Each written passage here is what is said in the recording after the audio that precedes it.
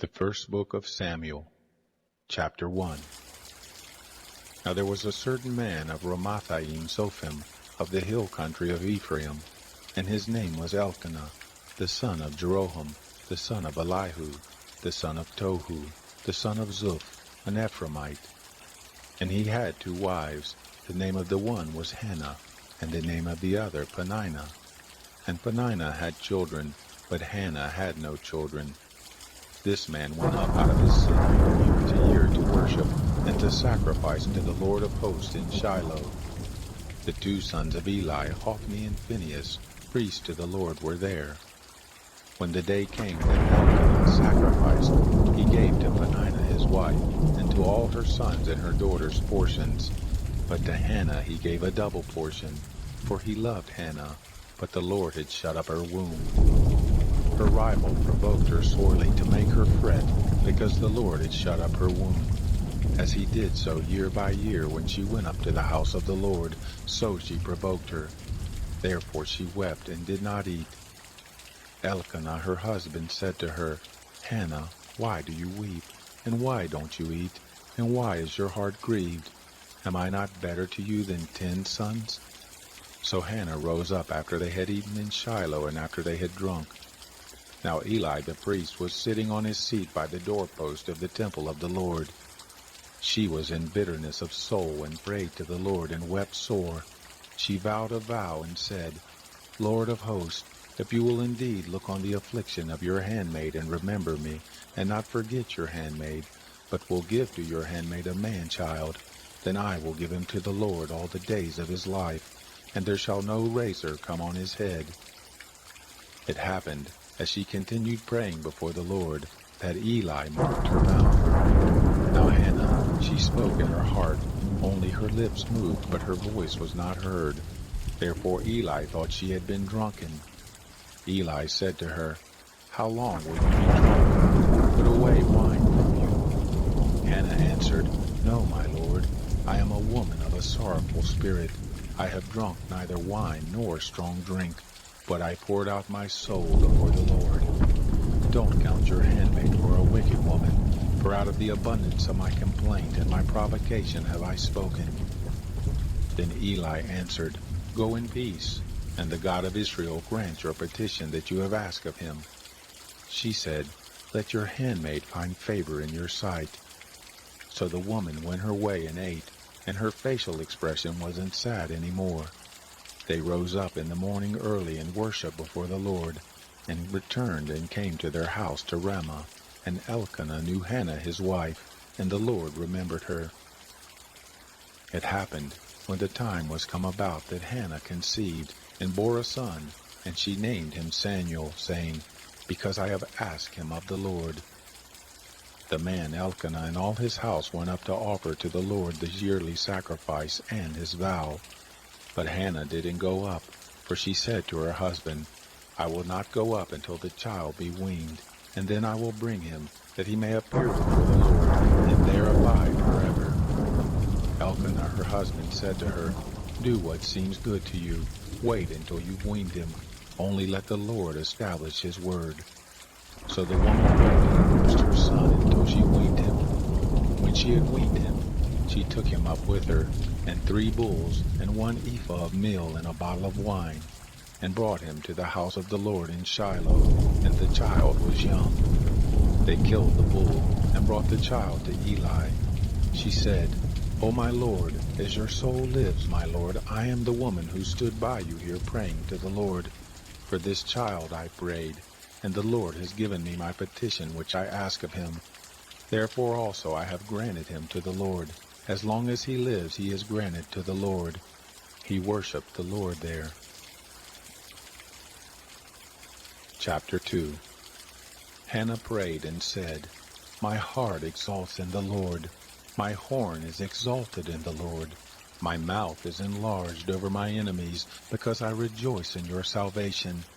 There is none holy as the Lord, for there is none beside you, neither is there any rock like our God. Talk no more so exceedingly proudly. Don't let arrogance come out of your mouth, for the Lord is a God of knowledge. By him actions are weighed. The bows of the mighty men are broken. Those who stumble are girded with strength. Those who were full have hired themselves out for bread. Those who were hungry have ceased to hunger. Yes, the barren has borne 7. She who has many children languishes. The Lord kills and makes alive. He brings down to Sheol and brings up. The Lord makes poor and makes rich. He brings low, he also lifts up. He raises up the poor out of the dust. He lifts up the needy from the dunghill to make them sit with princes. Inherit the throne of glory, for the pillars of the earth are the Lord's. He has set the world on them. He will keep the feet of his holy ones. But the wicked shall be put to silence in darkness, for by strength shall no man prevail. Those who strive with the Lord shall be broken to pieces. Against them will he thunder in the sky. The Lord will judge the ends of the earth. He will give strength to his king, exalt the horn of his anointed. Elkanah went to Ramah to his house. The child did minister to the Lord before Eli the priest. Now the sons of Eli were base men. They didn't know the Lord. The custom of the priest with the people was that when any man offered sacrifice, the priest's servant came, while the flesh was boiling, with the flesh up to 3 teeth in his hand, and he struck it into the pan or kettle or cauldron or pot. All that the flesh hook brought up, the priest took. So they did in Shiloh to all the Israelites who came there. Yes, before they burned the fat, the priest's servants came and said to the man who sacrificed, Give flesh to roast for the priest, for he will not have boiled flesh of you, but raw. If the man said to him, They will surely burn the fat first, and then take as much as your soul desires, then he would say, No, but you shall give it to me now, and if not, I will take it by force. The sin of the young men was very great before the Lord, for the men despised the offering of the Lord. But Samuel ministered before the Lord, being a child, girded with a linen ephod. Moreover, his mother made him a little robe, and brought it to him from year to year, when she came up with her husband to offer the yearly sacrifice.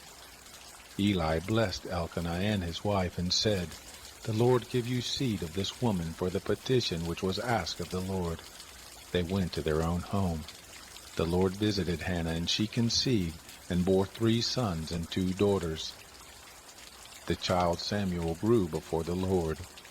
Now Eli was very old, and he heard all the things his sons did to all Israel, and how that they lay with the women who served at the door of the tent of meeting. He said to them, Why do you do such things? For I hear of your evil doings from all this people. No, my sons, for it is no good report that I hear. You make the Lord's people to disobey. If a man sin against another, God shall judge him. But if a man sins against the Lord, who shall entreat for him? Notwithstanding, they didn't listen to the voice of their father, because the Lord was minded to kill them. The child Samuel grew on and increased in favor both with the Lord and also with men. There came a man of God to Eli and said to him, Thus says the Lord, Did I reveal myself to the house of your father, when they were in Egypt in bondage in Pharaoh's house? And did I choose him out of all the tribes of Israel to be my priest, to go up to my altar, to burn incense, to wear an ephod before me? And did I give to the house of your father all the offerings of the children of Israel made by fire? Why do you kick at my sacrifice and at my offering, which I have commanded in my habitation, and honor your sons above me, to make yourselves fat with the best of all the offerings of Israel my people? Therefore the Lord, the God of Israel, says, I said indeed that your house and the house of your father should walk before me forever. But now the Lord says, Be it far from me, for those who honor me I will honor, and those who despise me shall be lightly esteemed. Behold, the days come, that I will cut off your arm, and the arm of your father's house, that there shall not be an old man in your house. You shall see the affliction of my habitation, and all the wealth which God shall give Israel, and there shall not be an old man in your house forever. The man of yours, whom I shall not cut off from my altar, shall be to consume your eyes, and to grieve your heart, and all the increase of your house shall die in the flower of their age. This shall be the sign to you that shall come come on your 2 sons, on Hophni and Phinehas. In one day they shall both die. I will raise up a faithful priest that shall do according to that which is in my heart and in my mind, and I will build him a sure house, and he shall walk before my anointed forever. It shall happen that every one who is left in your house shall come and bow down to him for a piece of silver and a loaf of bread, and shall say, Please put me into one of the priest offices, that I may eat a morsel of bread. Chapter 3. The child Samuel ministered to the Lord before Eli. The word of the Lord was precious in those days. There was no frequent vision.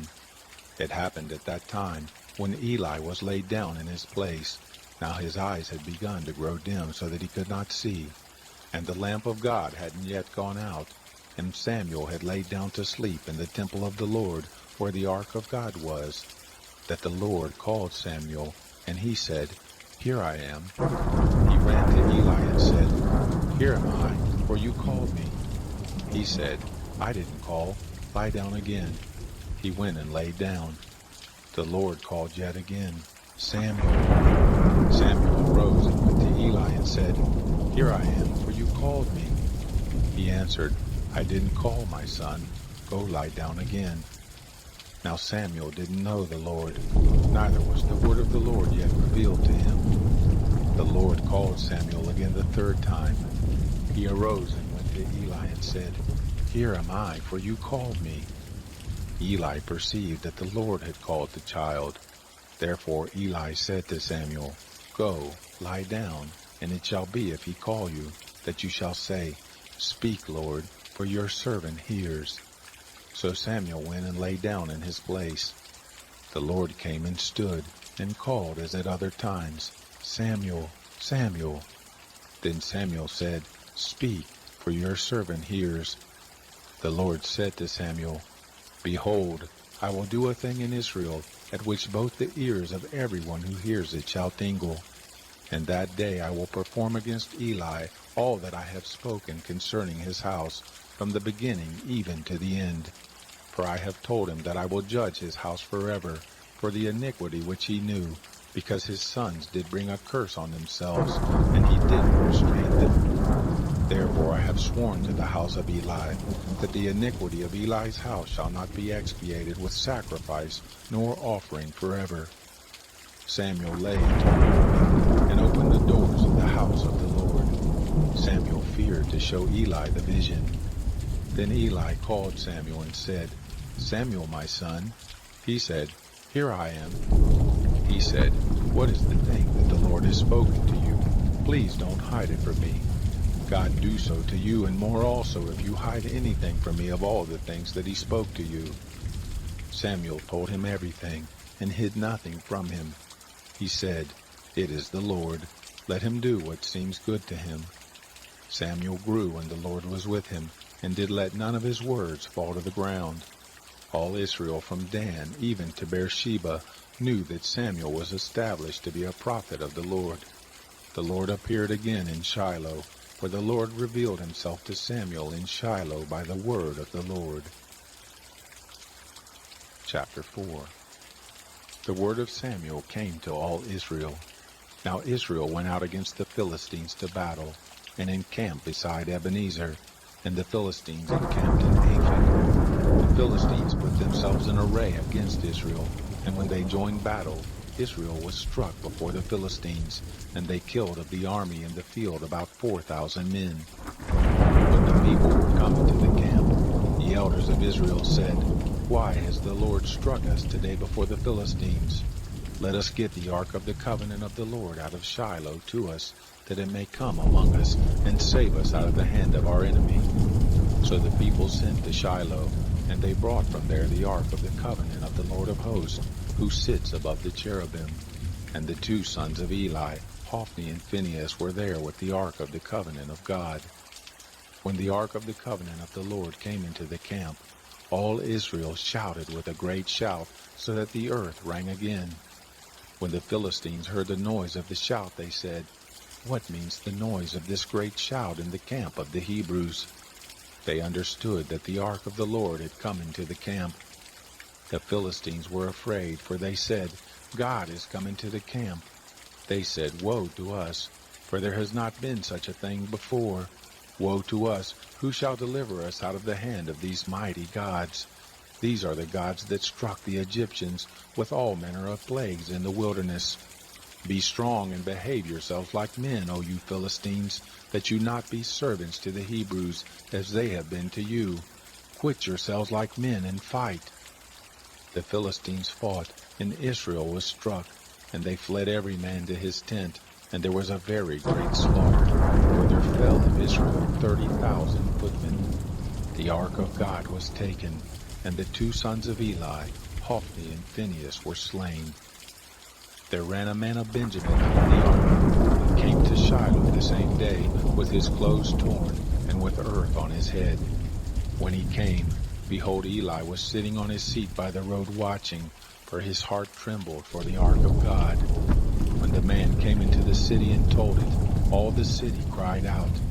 When Eli heard the noise of the crying, he said, What means the noise of this tumult? The man hurried and came and told Eli. Now Eli was 98 years old, and his eyes were set so that he could not see. The man said to Eli, I am he who came out of the army, and I fled today out of the army. He said, How went the matter, my son? He who brought the news answered, Israel is fled before the Philistines, and there has been also a great slaughter among the people, and your two sons also, Hophni and Phinehas, are dead, and the ark of God is taken. It happened, when he made mention of the ark of God, that Eli fell from off his seat backward by the side of the gate, and his neck broke, and he died, for he was an old man and heavy. He had judged Israel 40 years. His daughter-in-law, Phinehas' wife, was with child near to be delivered. When she heard the news that the ark of God was taken, and that her father-in-law and her husband were dead, she bowed herself and brought forth, for her pains came on her. About the time of her death, the women who stood by her said to her, Don't be afraid, for you have brought forth a son. But she didn't answer, neither did she regard it. She named the child Ichabod, saying, The glory is departed from Israel, because the ark of God was taken, and because of her father-in-law and her husband. She said, The glory is departed from Israel, for the ark of God is taken. Chapter 5. Now the Philistines had taken the ark of God, and they brought it from Ebenezer to Ashdod. The Philistines took the ark of God, and brought it into the house of Dagon, and set it by Dagon. When they of Ashdod arose early on the next day, behold, Dagon was fallen on his face to the ground before the ark of the Lord. They took Dagon and set him in his place again. When they arose early on the next day, behold, Dagon was fallen on his face to the ground before the ark of the Lord, and the head of Dagon and both the palms of his hands lay cut off on the threshold. Only the stump of Dagon was left to him. Therefore neither the priest of Dagon, nor any who come into Dagon's house, tread on the threshold of Dagon in Ashdod to this day. But the hand of the Lord was heavy on them of Ashdod, and he destroyed them, and struck them with tumors, even Ashdod and the borders of it. When the men of Ashdod saw that it was so, they said, The ark of the God of Israel shall not abide with us, for his hand is sore on us, and on Dagon our God. They sent therefore and gathered all the lords of the Philistines to them, and said, What shall we do with the ark of the God of Israel? They answered, Let the ark of the God of Israel be carried about to Gath. They carried the ark of the God of Israel there. It happened that after they had carried it there, the hand of the Lord was against the city with a very great confusion, and he struck the men of the city, both small and great, and tumors broke out on them. So they sent the ark of God to Ekron. It happened as the ark of God came to Ekron that the Ekronites cried out, saying, They have brought about the ark of the God of Israel to us, to kill us and our people. They sent and gathered together all the lords of the Philistines, and they said, Send the ark of the God of Israel away, and let it go again to its own place, that it not kill us and our people.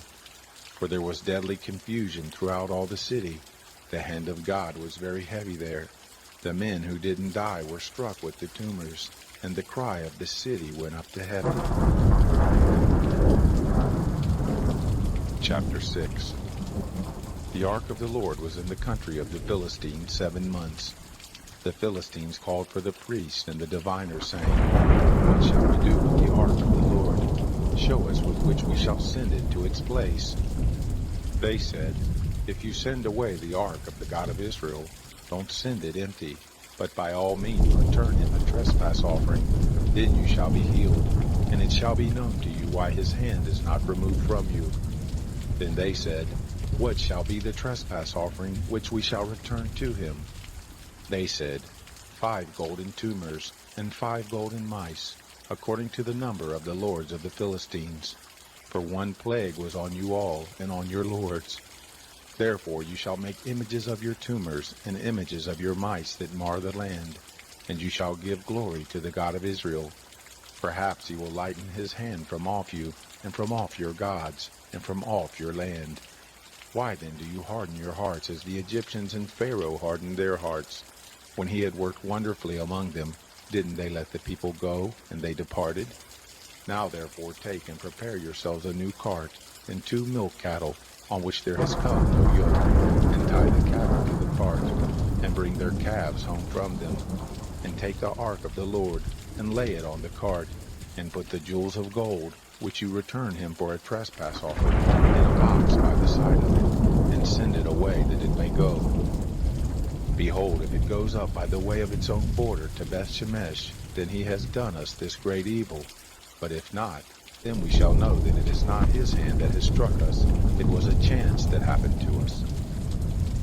The men did so, and took 2 milk cattle, and tied them to the cart, and shut up their calves at home.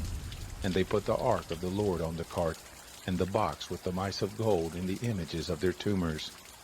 The cattle took the straight way by the way to Beth-Shemesh.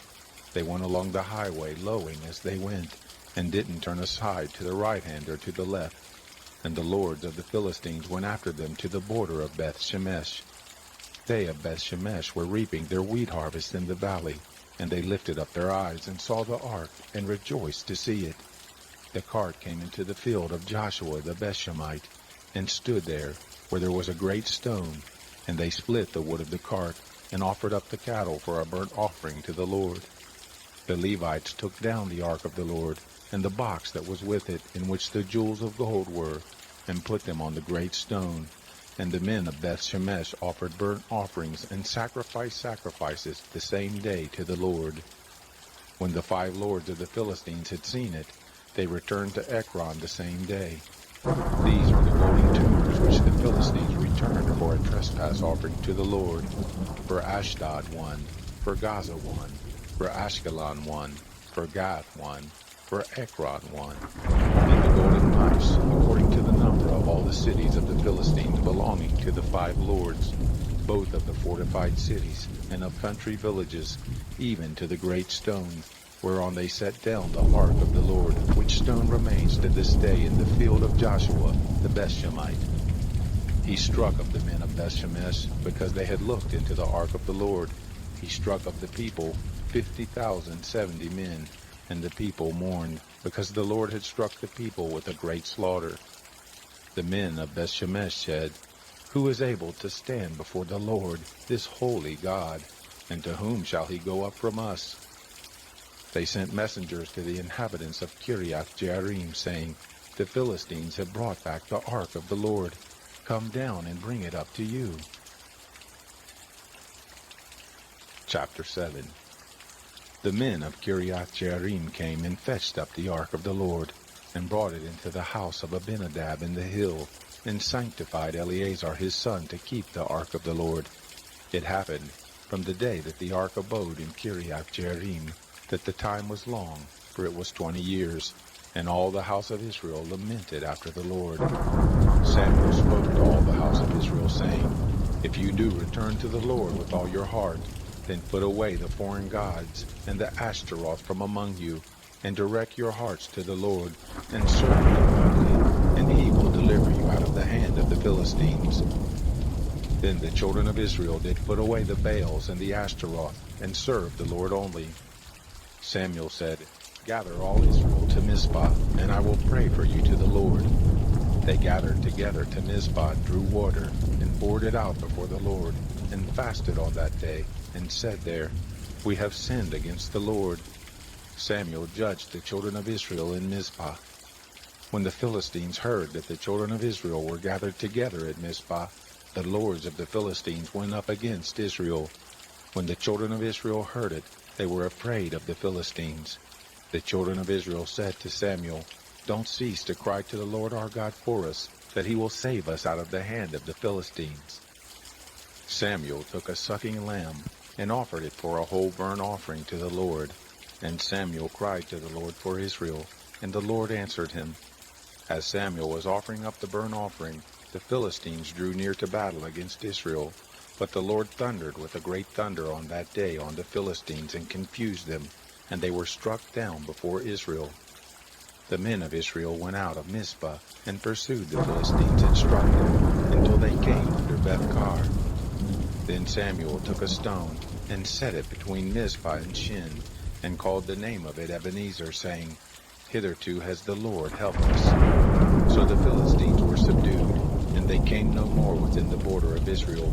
And the hand of the Lord was against the Philistines all the days of Samuel. The cities which the Philistines had taken from Israel were restored to Israel, from Ekron even to Gath, and the border of it did Israel deliver out of the hand of the Philistines.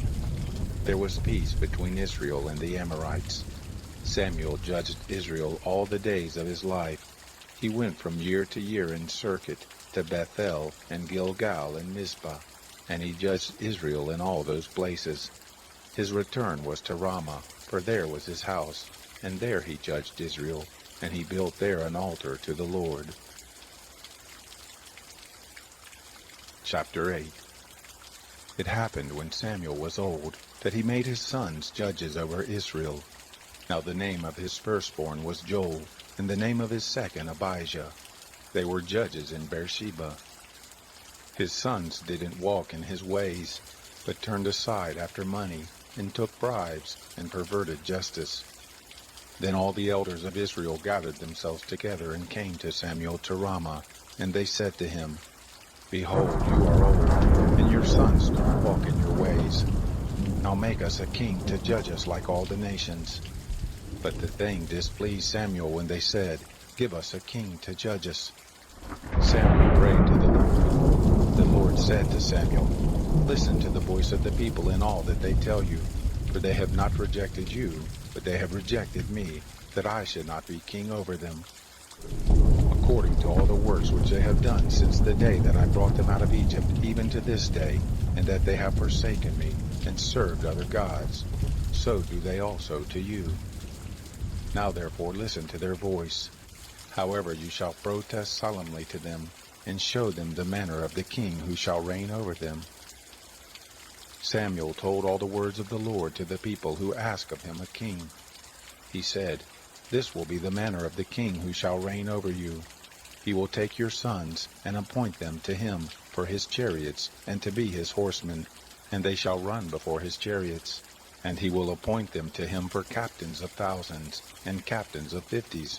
And he will set some to plow his ground, and to reap his harvest, and to make his instruments of war, and the instruments of his chariots. He will take your daughters to be perfumers, and to be cooks, and to be bakers. He will take your fields, and your vineyards, and your olive groves, even the best of them, and give them to his servants. He will take the tenth of your seed, and of your vineyards, and give to his officers and to his servants. He will take your men-servants and your maidservants, and your best young men and your donkeys, and put them to his work. He will take the tenth of your flocks, and you shall be as his servants. You shall cry out in that day because of your king, whom you shall have chosen, and the Lord will not answer you in that day. But the people refused to listen to the voice of Samuel, and they said, No, but we will have a king over us, that we also may be like all the nations, and that our king may judge us, and go out before us, and fight our battles. Samuel heard all the words of the people, and he rehearsed them in the ears of the Lord. The Lord said to Samuel, "Listen to their voice, and make them a king." Samuel said to the men of Israel, "Go, every man to his city." Chapter 9. Now there was a man of Benjamin, whose name was Kish, the son of Abiel, the son of Zeror, the son of Bechorath, the son of Aphiah, the son of a Benjamite, a mighty man of valor. He had a son whose name was Saul, an impressive young man, and there was not among the children of Israel a better person than he. From his shoulders and upward he was higher than any of the people. The donkeys of Kish, Saul's father, were lost. Kish said to Saul his son, "Take now one of the servants with you, and arise, go seek the donkeys." He passed through the hill country of Ephraim, and passed through the land of Shalisha, but they didn't find them.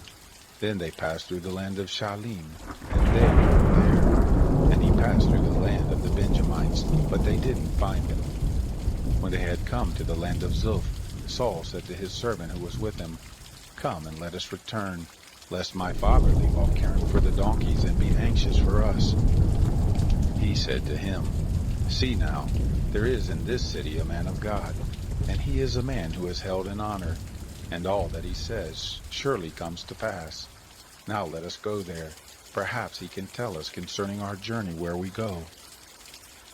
Then Saul said to his servant, "But if we go, what shall we bring the man? For the bread is spent in our vessels, and there is not a present to bring to the men of God. What do we have?" The servant answered Saul again and said, "Look, I have in my hand the fourth part of a shekel of silver. That I will give to the man of God to tell us our way." In earlier times in Israel, when a man went to inquire of God, this is what he said, "Come and let us go to the seer." For he who is now called a prophet was before called a seer. Then Saul said to his servant, "Well said, come, let us go." So they went to the city where the man of God was, and they went up the ascent to the city. They found young maidens going out to draw water, and said to them, "Is the seer here?" They answered them and said, "He is. Look, he is before you. Hurry up now, for he has come today into the city, for the people have a sacrifice today in the high place. As soon as you are come into the city, you shall immediately find him, before he goes up to the high place to eat. For the people will not eat until he comes, because he does bless the sacrifice, and afterwards they eat who are invited. Now therefore, go up, for at this time you'll find him." They went up to the city, and as they came within the city, behold, Samuel came out toward them to go up to the high place. Now the Lord had revealed to Samuel a day before Saul came, saying, "Tomorrow about this time I will send you a man out of the land of Benjamin, and you shall anoint him to be the prince over my people Israel, and he shall save my people out of the hand of the Philistines. For I have looked on my people, because their cry is come to me." When Samuel saw Saul, the Lord said to him, "Look, the man of whom I spoke to you, this same shall have authority over my people." Then Saul drew near to Samuel in the gate and said, "Tell me, please, where the seer's house is." Samuel answered Saul and said, "I am the seer. Go up before me to the high place, for you shall eat with me today, and in the morning I will let you go, and will tell you all that is in your heart. As for your donkeys who were lost 3 days ago, don't set your mind on them, for they are found. For whom is all that is desirable in Israel? Is it not for you, and for all your father's house?" Saul answered, "Am I not a Benjamite, of the smallest of the tribes of Israel, and my family the least of all the families of the tribe of Benjamin? Why do you speak to me after this way?" Samuel took Saul and his servant, and brought them into the guest chamber, and made them sit in the best place among those who were invited, who were about 30 persons. Samuel said to the cook, "Bring the portion which I gave you, of which I said to you, set it by you." The cook took up the thigh, and that which was on it, and set it before Saul. Samuel said, "Behold, that which has been reserved, set it before you and eat, because to the appointed time has it been kept for you. For I said, I have invited the people." So Saul ate with Samuel that day. When they were come down from the high place into the city, he talked with Saul on the housetop. They arose early, and it happened about the spring of the day that Samuel called to Saul on the housetop, saying, Rise up, that I may send you away. Saul arose, and they went out both of them, he and Samuel, abroad. As they were going down at the end of the city, Samuel said to Saul, Bid the servant go on before us. And he passed on. But you stand still first, that I may cause you to hear the word of God. Chapter 10. Then Samuel took the vial of oil and poured it on his head and kissed him and said, Isn't it that the Lord has anointed you to be prince over his inheritance? When you are departed from me today, then you shall find 2 men by Rachel's tomb, in the border of Benjamin at Zelzah, and they will tell you, The donkeys which you seek are found, and behold, your father has left off caring for the donkeys, and is anxious for you, saying, What shall I do for my son? Then you shall go forward from there, and shall come to the oak of Tabor, and there you will meet 3 men going up to God to Bethel, one carrying 3 kids, and another carrying 3 loaves of bread, and another carrying a bottle of wine, and they will greet you, and give you 2 loaves of bread, which you shall receive of their hand. After that you will come to the hill of God, where there is a garrison of the Philistines, and it will happen, when you are come there to the city, that you will meet a band of prophets coming down from the high place with a psaltery, and a tambourine, and a pipe, and a harp before them. And they will be prophesying, and the Spirit of the Lord will come mightily on you, and you shall prophesy with them, and shall be turned into another man. Let it be, when these signs are come to you, that you do as occasion shall serve you, for God is with you. You shall go down before me to Gilgal, and behold, I will come down to you, to offer burnt offerings, and to offer sacrifices of peace offerings. 7 days you shall wait until I come to you, and show you what you shall do. It was so that when he had turned his back to go from Samuel, God gave him another heart, and all those signs happened that day. When they came there to the hill, behold, a band of prophets met him, and the Spirit of God came mightily on him, and he prophesied among them. It happened, when all who knew him before saw that, he prophesied with the prophets.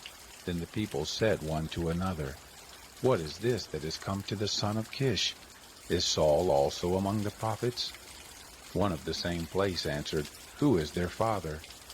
Therefore it became a proverb, Is Saul also among the prophets? When he had made an end of prophesying, he came to the high place. Saul's uncle said to him and to his servant, Where did you go? He said, To seek the donkeys, and when we saw that they were not found, we came to Samuel.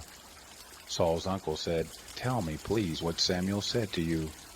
Saul said to his uncle, He told us plainly that the donkeys were found, but concerning the matter of the kingdom of which Samuel spoke, he didn't tell him.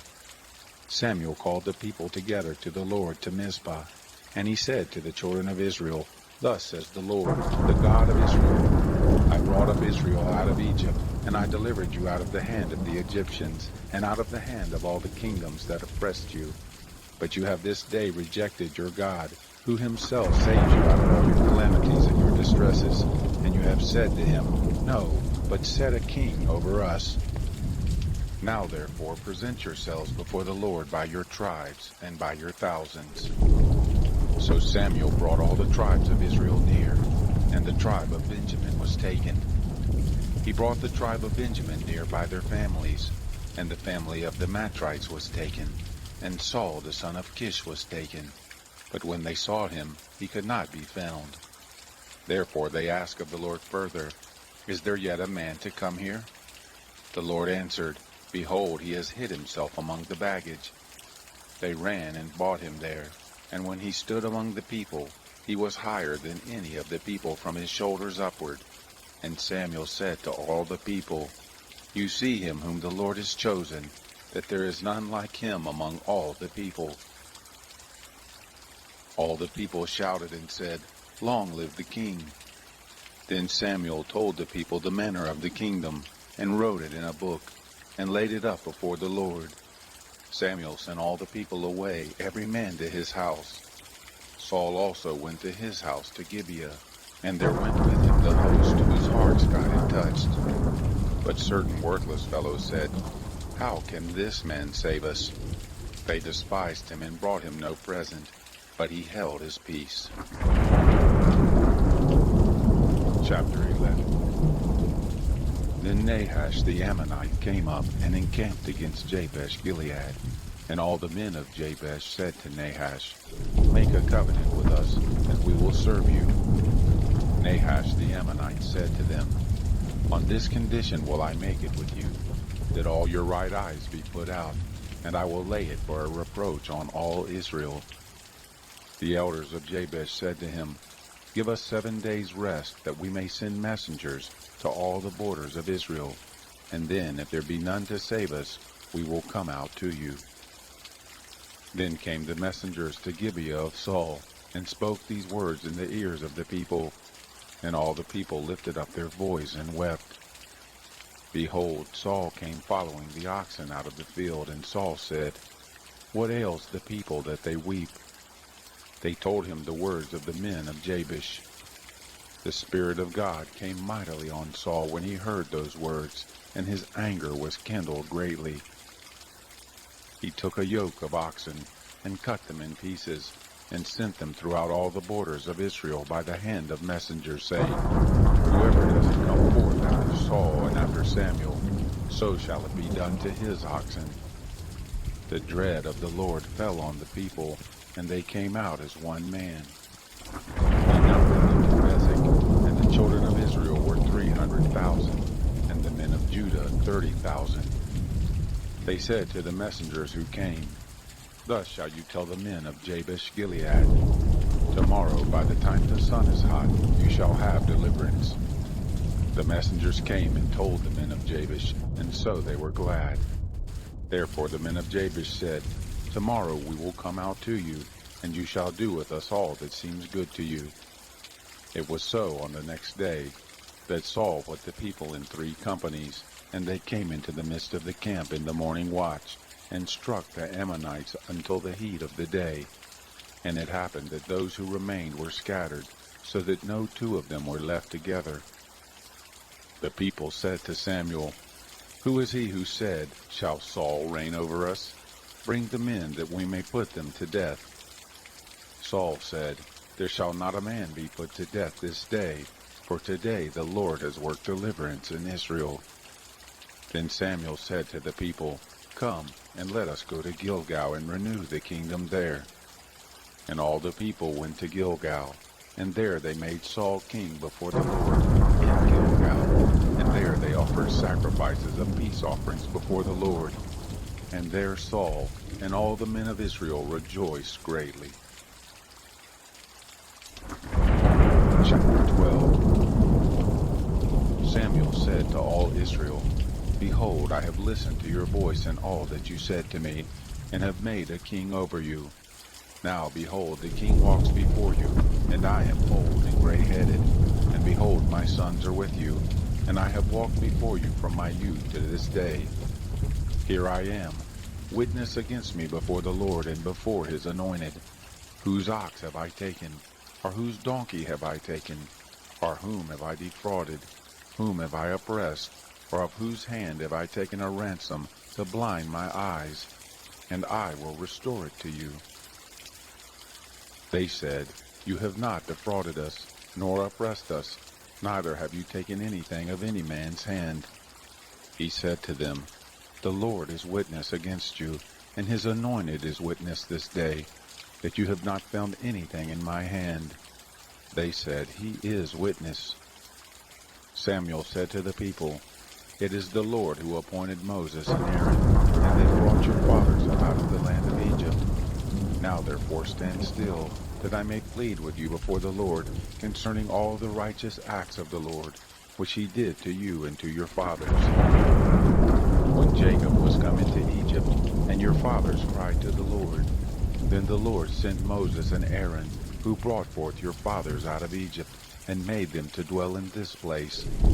But they forgot the Lord their God, and he sold them into the hand of Sisera, captain of the host of Hazor, and into the hand of the Philistines, and into the hand of the king of Moab, and they fought against them. They cried to the Lord and said, "We have sinned, because we have forsaken the Lord, and have served the Baals and the Ashtaroth. But now deliver us out of the hand of our enemies, and we will serve you."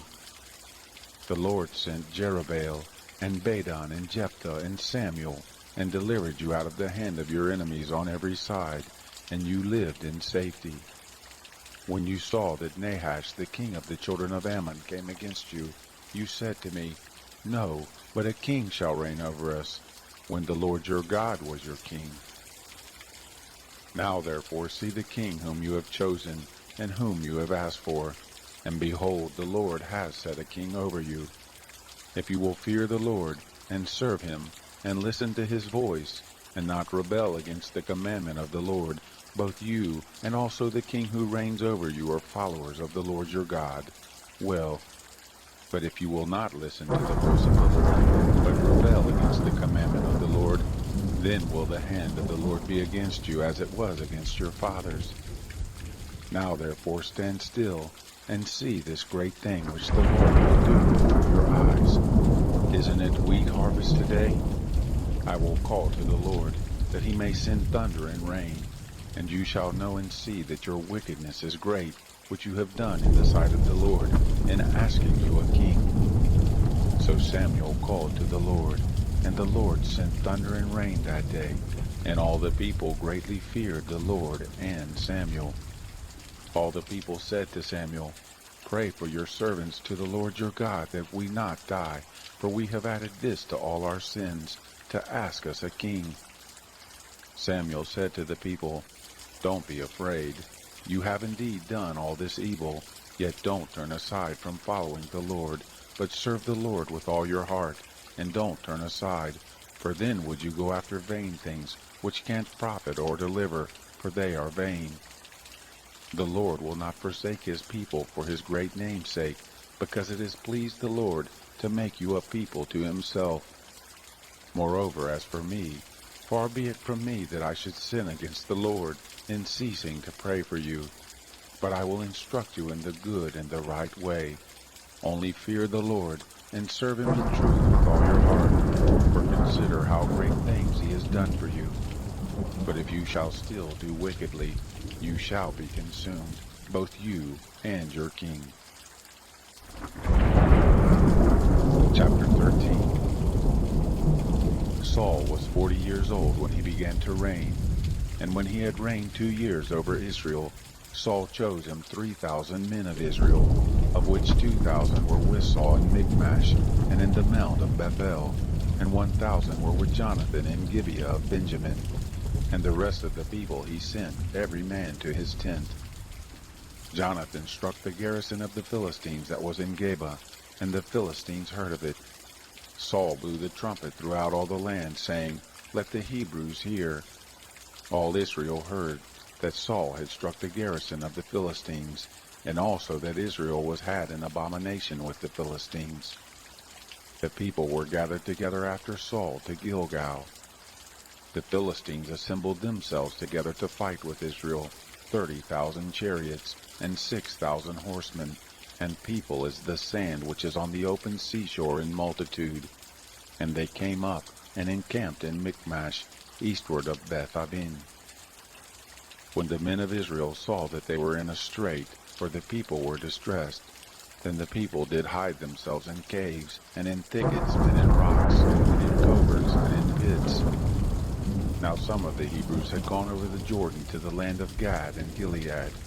But as for Saul, he was yet in Gilgal, and all the people followed him trembling. He stayed 7 days, according to the set time that Samuel had appointed.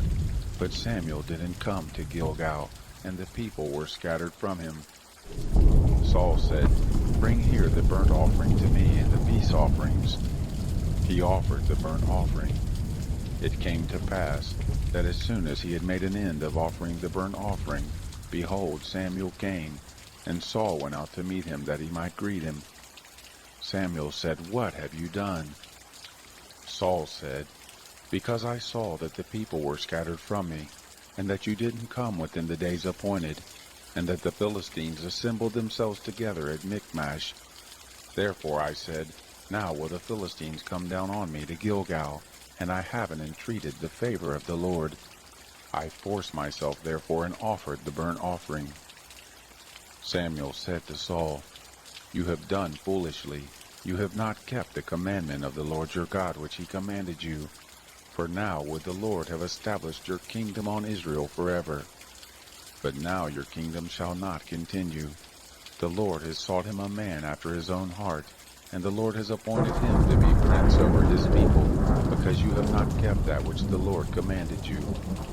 Samuel arose and got him up from Gilgal to Gibeah of Benjamin. Saul numbered the people who were present with him, about 600 men. Saul and Jonathan his son, and the people who were present with them, abode in Geba of Benjamin. But the Philistines encamped in Michmash. The spoilers came out of the camp of the Philistines in 3 companies. One company turned to the way that leads to Ophrah, to the land of Shual. And another company turned the way to Beth-horon. And another company turned the way of the border that looks down on the valley of Zeboim, toward the wilderness. Now there was no smith found throughout all the land of Israel, for the Philistines said, lest the Hebrews make them swords or spears. But all the Israelites went down to the Philistines to sharpen every man his plowshare, mattock, axe, and sickle. Yet they had a file for the mattocks, and for the plowshares, and for the forks, and for the axes, and to set the goads. So it came to pass in the day of battle that there was neither sword nor spear found in the hand of any of the people who were with Saul and Jonathan. But with Saul and Jonathan his son there was found one. The garrison of the Philistines went out of the pass to Michmash. Chapter 14. Now it fell on a day that Jonathan the son of Saul said to the young man who bore his armor, Come, and let us go over to the Philistines' garrison that is on the other side. But he didn't tell his father. Saul abode in the uttermost part of Gibeah, under the pomegranate tree which is in Migron, and the people who were with him were about 600 men. And Ahijah, the son of Ahitub, Ichabod's brother, the son of Phinehas, the son of Eli, the priest of the Lord in Shiloh, wearing an ephod. The people didn't know that Jonathan was gone. Between the passes by which Jonathan sought to go over to the Philistines' garrison, there was a rocky crag on the one side, and a rocky crag on the other side. And the name of the one was Bozez, and the name of the other Seneh. The one crag rose up on the north in front of Michmash, and the other on the south in front of Geba. Jonathan said to the young men who bore his armor, Come, and let us go over to the garrison of these uncircumcised. It may be that the Lord will work for us, for there is no restraint to the Lord to save by many or by few. His armor-bearer said to him, Do all that is in your heart. Turn, behold, I am with you according to your heart. Then Jonathan said, Look, we will pass over to the men, and we will disclose ourselves to them. If they say to us, Wait until we come to you, then we will stand still in our place, and will not go up to them. But if they say, Come up to us, then we will go up. The Lord has delivered them into our hand, and this shall be the sign to us. Both of them revealed themselves to the garrison of the Philistines. And the Philistines said, Look, the Hebrews come out of their holes where they had hid themselves. The men of the garrison answered Jonathan and his armor-bearer and said, Come up to us, and we will show you a thing. Jonathan said to his armor-bearer, Come up after me, for the Lord has delivered them into the hand of Israel. Jonathan climbed up on his hands and on his feet, and his armor-bearer after him. And they fell before Jonathan, and his armor-bearer killed them after him. That first slaughter, which Jonathan and his armor-bearer made, was about 20 men, within as it were half a furrow's length, in an acre of land. There was a trembling in the camp, in the field, and among all the people, the garrison and the spoilers. They also trembled, and the earth quaked, so that there was an exceedingly great trembling. The watchmen of Saul in Gibeah of Benjamin looked, and behold, the multitude melted away, and they went here and there. Then Saul said to the people who were with him, Look now and see who has gone from us. When they had numbered, behold, Jonathan and his armor-bearer were not there. Saul said to Ahijah, Bring here the ark of God. for the ark of God was there at that time with the children of Israel. It happened, while Saul talked to the priest, that the tumult that was in the camp of the Philistines went on and increased. And Saul said to the priest, "Withdraw your hand." Saul and all the people who were with him were gathered together and came to the battle. And behold, every man's sword was against his fellow, and there was a very great confusion. Now the Hebrews who were with the Philistines as before, and who went up with them into the camp from the country round about, even they also turned to be with the Israelites who were with Saul and Jonathan. Likewise all the men of Israel who had hid themselves in the hill country of Ephraim, when they heard that the Philistines fled, even they also followed hard after them in the battle. So the Lord saved Israel that day, and the battle passed over by Beth-avim. The men of Israel were distressed that day, for Saul had adjured the people, saying, "Cursed be the man who eats any food until it be evening, and I be avenged on my enemies." So none of the people tasted food. All the people came into the forest, and there was honey on the ground. When the people were come to the forest, behold, the honey dropped, but no man put his hand to his mouth, for the people feared the oath. But Jonathan didn't hear when his father charged the people with the oath. Therefore he put forth the end of the rod that was in his hand, and dipped it in the honeycomb, and put his hand to his mouth, and his eyes were enlightened. Then answered one of the people and said, "Your father directly charged the people with an oath, saying, 'Cursed be the man who eats food this day.'" The people were faint. Then Jonathan said, "My father has troubled the land. Please look how my eyes have been enlightened, because I tasted a little of this honey. How much more, if the people had eaten freely today of the spoil of their enemies which they have found? For now there has been no great slaughter among the Philistines." They struck of the Philistines that day from Michmash to Ajalon. The people were very faint, and the people flew on the spoil, and took sheep and oxen and calves, and killed them on the ground, and the people ate them with the blood. Then they told Saul, saying, "Look, the people sin against the Lord, in that they eat with the blood." He said, "You have dealt treacherously. Roll a great stone to me this day." Saul said, "Disperse yourselves among the people, and tell them, Bring here every man his ox, and every man his sheep, and kill them here and eat, and don't sin against the Lord in eating with the blood." All the people brought every man his ox with him that night, and killed him there. Saul built an altar to the Lord. The same was the first altar that he built to the Lord. Saul said, "Let us go down after the Philistines by night, and take spoil among them until the morning light, and let us not leave a man of them." They said, "Do whatever seems good to you." Then the priest said, "Let us draw near here to God." Saul asked counsel of God, "Shall I go down after the Philistines? Will you deliver them into the hand of Israel?" But he didn't answer him that day. Saul said, "Draw near here, all you chiefs of the people, and know and see in which this sin has been this day. For as the Lord lives, who saves Israel, though it be in Jonathan my son, he shall surely die." But there was not a man among all the people who answered him. Then he said to all Israel, "Be you on one side, and I and Jonathan my son will be on the other side." The people said to Saul, "Do what seems good to you." Therefore Saul said to the Lord, the God of Israel, "Show the right." Jonathan and Saul were taken by lot, but the people escaped. Saul said, "Cast lots between me and Jonathan my son."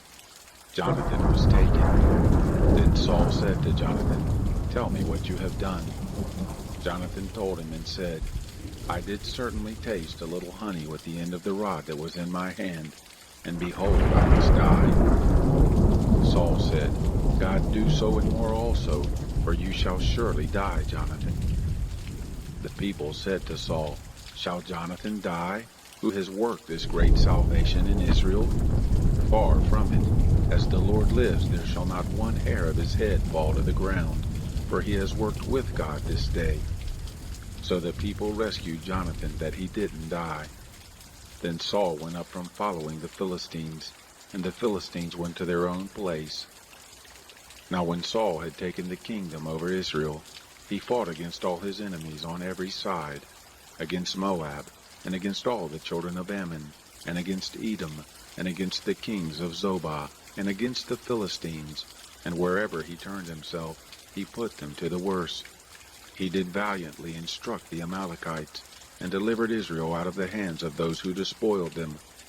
Now the sons of Saul were Jonathan, and Ishvi, and Malchishua, and the names of his 2 daughters were these, the name of the firstborn Merab, and the name of the younger Michal.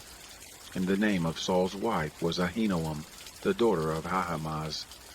The name of the captain of the host was Abner, the son of Ner, Saul's uncle. Kish was the father of Saul, and Ner, the father of Abner, was the son of Abiel. There was hard war against the Philistines all the days of Saul, and when Saul saw any mighty man, or any valiant man, he took him to him.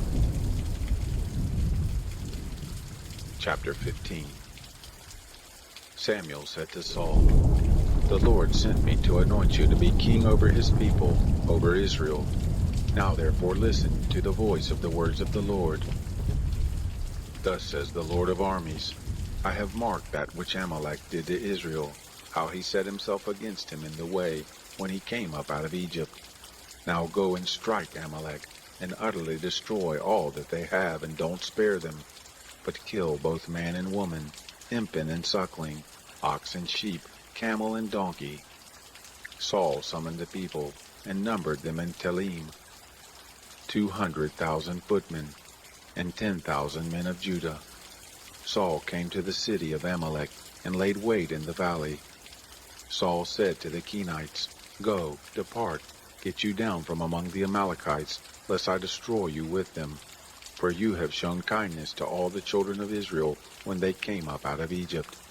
So the Kenites departed from among the Amalekites. Saul struck the Amalekites from Havilah to Shur, that is before Egypt. He took Agag, the king of the Amalekites, alive, and utterly destroyed all the people with the edge of the sword. But Saul and the people spared Agag, and the best of the sheep and of the oxen, and of the fatlings and the lambs, and all that was good, and wouldn't utterly destroy them. But everything that was vile and refuse, that they utterly destroyed. Then the word of the Lord came to Samuel, saying, "It grieves me that I have set up Saul to be king, for he has turned back from following me, and has not performed my commandments." Samuel was angry, and he cried to the Lord all night. Samuel rose early to meet Saul in the morning, and it was told Samuel, saying, "Saul came to Carmel, and behold, he set up a monument, and turned and passed on, and went down to Gilgal." Samuel came to Saul, and Saul said to him, "Blessed are you by the Lord. I have performed the commandment of the Lord." Samuel said, "What means then this bleating of the sheep in my ears, and the lowing of the oxen which I hear?" Saul said, "They have brought them from the Amalekites, for the people spared the best of the sheep and of the oxen, to sacrifice to the Lord your God, and the rest we have utterly destroyed." Then Samuel said to Saul, "Stay, and I will tell you what the Lord has said to me this night." He said to him, "Say on." Samuel said, "Though you were little in your own sight, weren't you made the head of the tribes of Israel? The Lord anointed you king over Israel, and the Lord sent you on a journey and said, 'Go and utterly destroy the sinners, the Amalekites, and fight against them until they are consumed.' Why then didn't you obey the voice of the Lord, but flew on the spoil, and did that which was evil in the sight of the Lord?" Saul said to Samuel, "Yes, I have obeyed the voice of the Lord, and have gone the way which the Lord has sent me, and have bought Agag the king of Amalek, and have utterly destroyed the Amalekites. But the people took of the spoil, sheep and oxen, the chief of the devoted things, to sacrifice to the Lord your God in Gilgal." Samuel said, "Has the Lord as great delight in burnt offerings and sacrifices as in obeying the voice of the Lord? Behold, to obey is better than sacrifice, and to listen than the fat of rams. For rebellion is as the sin of witchcraft, and stubbornness is as idolatry, and the teraphim. Because you have rejected the word of the Lord, he has also rejected you from being king." Saul said to Samuel, "I have sinned, for I have transgressed the commandment of the Lord, and your words, because I feared the people and obeyed their voice. Now therefore, please pardon my sin, and turn again with me that I may worship the Lord." Samuel said to Saul, "I will not return with you, for you have rejected the word of the Lord, and the Lord has rejected you from being king over Israel." As Samuel turned about to go away, Saul laid hold on the skirt of his robe, and it tore. Samuel said to him, "The Lord has torn the kingdom of Israel from you this day, and has given it to a neighbor of yours who is better than you. Also the strength of Israel will not lie nor repent, for he is not a man that he should repent." Then he said, "I have sinned. Yet honor me now, please, before the elders of my people and before Israel, and turn again with me, that I may worship the Lord your God." So Samuel turned again after Saul, and Saul worshipped the Lord. Then Samuel said, "Bring here to me Agag, the king of the Amalekites." Agag came to him cheerfully. Agag said, "Surely the bitterness of death is past." Samuel said, "As your sword has made women childless, so shall your mother be childless among women." Samuel hewed Agag in pieces before the Lord in Gilgal. Then Samuel went to Ramah, and Saul went up to his house to Gibeah of Saul. Samuel came no more to see Saul until the day of his death, for Samuel mourned for Saul, and the Lord grieved that he had made Saul king over Israel. Chapter 16. The Lord said to Samuel, "How long will you mourn for Saul, seeing I have rejected him from being king over Israel? Fill your horn with oil and go. I will send you to Jesse the Bethlehemite, for I have provided me a king among his sons." Samuel said, "How can I go? If Saul hears it, he will kill me." The Lord said, "Take a heifer with you and say, 'I am come to sacrifice to the Lord.' Call Jesse to the sacrifice, and I will show you what you shall do, and you shall anoint to me him whom I name to you." Samuel did that which the Lord spoke, and came to Bethlehem. The elders of the city came to meet him trembling, and said, "Do you come peaceably?" He said, "Peaceably I am come to sacrifice to the Lord." "Sanctify yourselves and come with me to the sacrifice." He sanctified Jesse and his sons, and called them to the sacrifice. It happened, when they had come, that he looked at Eliab, and said, "Surely the Lord's anointed is before him." But the Lord said to Samuel, "Don't look on his face, or on the height of his stature, because I have rejected him. For the Lord sees not as man sees, for man looks at the outward appearance, but the Lord looks at the heart." Then Jesse called Abinadab, and made him pass before Samuel. He said, "Neither has the Lord chosen this." Then Jesse made Shammah to pass by. He said, "Neither has the Lord chosen this one." Jesse made 7 of his sons to pass before Samuel. Samuel said to Jesse, "The Lord has not chosen these." Samuel said to Jesse, "Are these all your children?" He said, "There remains yet the youngest, and behold, he is keeping the sheep." Samuel said to Jesse, "Send and get him, for we will not sit down until he comes here." He sent and brought him in.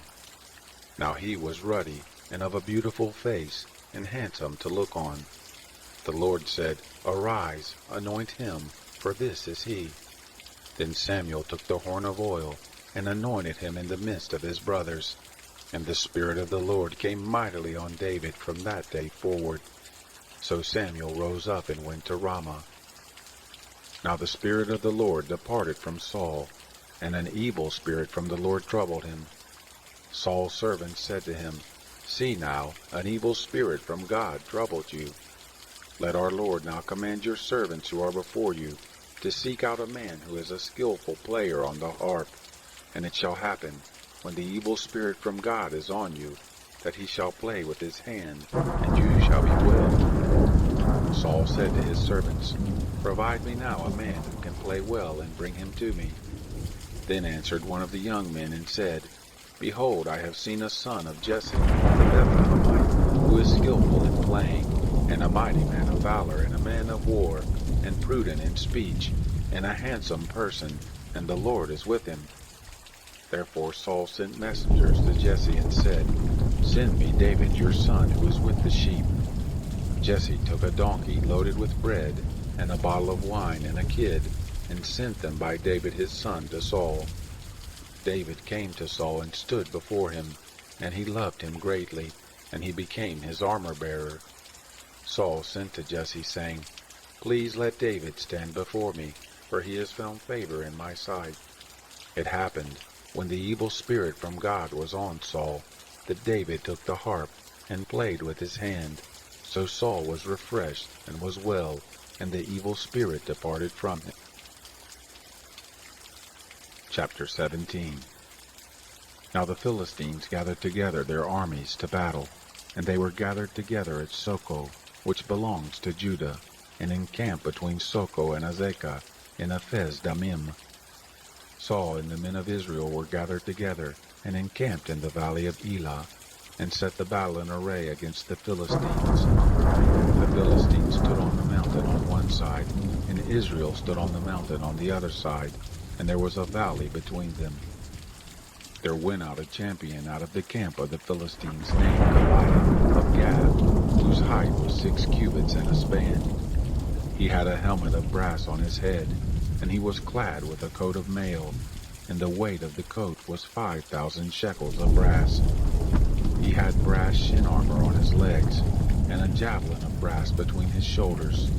The staff of his spear was like a weaver's beam, and his spear's head weighed 600 shekels of iron, and his shield-bearer went before him. He stood and cried to the armies of Israel and said to them, "Why are you come out to set your battle in array? Am I not a Philistine, and you servants to Saul? Choose a man for you, and let him come down to me. If he be able to fight with me and kill me, then we will be your servants. But if I prevail against him and kill him, then you shall be our servants and serve us." The Philistines said, "I defy the armies of Israel this day. Give me a man that we may fight together." When Saul and all Israel heard those words of the Philistine, they were dismayed and greatly afraid. Now David was the son of that Ephrathite of Bethlehem, Judah, whose name was Jesse, and he had 8 sons. And the man was an old man in the days of Saul, stricken in years among men. The 3 eldest sons of Jesse had gone after Saul to the battle, and the names of his 3 sons who went to the battle were Eliab the firstborn, and next to him Abinadab, and the third Shammah. David was the youngest, and the 3 eldest followed Saul.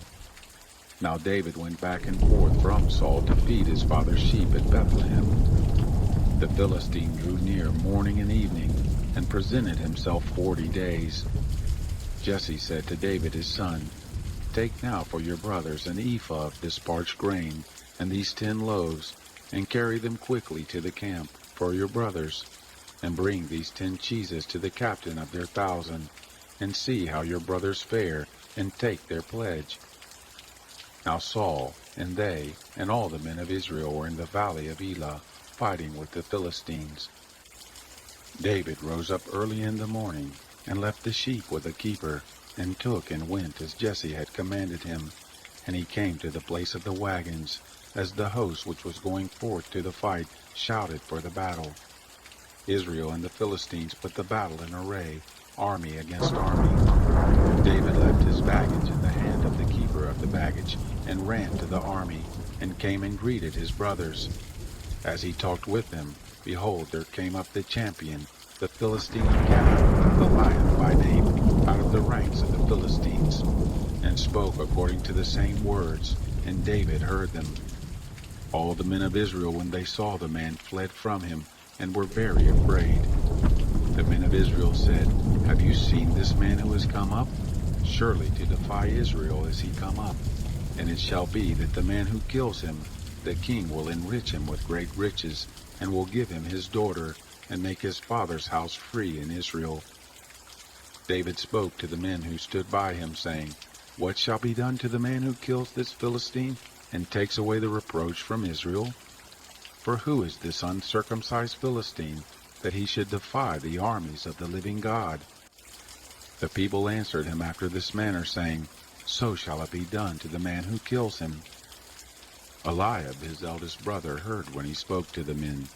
And Eliab's anger was kindled against David, and he said, "Why are you come down? And with whom have you left those few sheep in the wilderness? I know your pride and the naughtiness of your heart, for you have come down that you might see the battle." David said, "What have I now done? Is there not a cause?" He turned away from him toward another, and spoke after the same manner. And the people answered him again after the former manner. When the words were heard which David spoke, they rehearsed them before Saul, and he sent for him. David said to Saul, "Let no man's heart fail because of him. Your servant will go and fight with this Philistine." Saul said to David, "You are not able to go against this Philistine to fight with him, for you are but a youth, and he is a man of war from his youth." David said to Saul, "Your servant was keeping his father's sheep, and when there came a lion or a bear and took a lamb out of the flock, I went out after him and struck him and delivered it out of his mouth. And when he arose against me, I caught him by his beard and struck him and killed him. Your servant struck both the lion and the bear, and this uncircumcised Philistine shall be as one of them, seeing he has defied the armies of the living God." David said, "The Lord who delivered me out of the paw of the lion and out of the paw of the bear, he will deliver me out of the hand of this Philistine." Saul said to David, "Go, and the Lord shall be with you." Saul clad David with his clothing, and he put a helmet of brass on his head, and he clad him with a coat of mail. David girded his sword on his clothing, and he tried to go, for he had not proved it. David said to Saul, "I can't go with these, for I have not proved them." David put them off him. He took his staff in his hand, and chose 5 smooth stones out of the brook, and put them in the shepherd's bag which he had, even in his wallet, and his sling was in his hand, and he drew near to the Philistine. The Philistine came on and drew near to David, and the man who bore the shield went before him. When the Philistine looked about and saw David, he disdained him, for he was but a youth, and ruddy, and fair of face. The Philistine said to David, "Am I a dog, that you come to me with sticks?" The Philistine cursed David by his gods. The Philistine said to David, "Come to me, and I will give your flesh to the birds of the sky, and to the animals of the field." Then David said to the Philistine, "You come to me with a sword, and with a spear, and with a javelin, but I come to you in the name of the Lord of hosts, the God of the armies of Israel, whom you have defied. This day will the Lord deliver you into my hand, and I will strike you, and take your head from off you, and I will give the dead bodies of the host of the Philistines this day to the birds of the sky, and to the wild animals of the earth, that all the earth may know that there is a God in Israel, and that all this assembly may know that the Lord doesn't save with sword and spear, for the battle is the Lord's, and he will give you into our hand." It happened, when the Philistine arose and came and drew near to meet David, that David hurried and ran toward the army to meet the Philistine.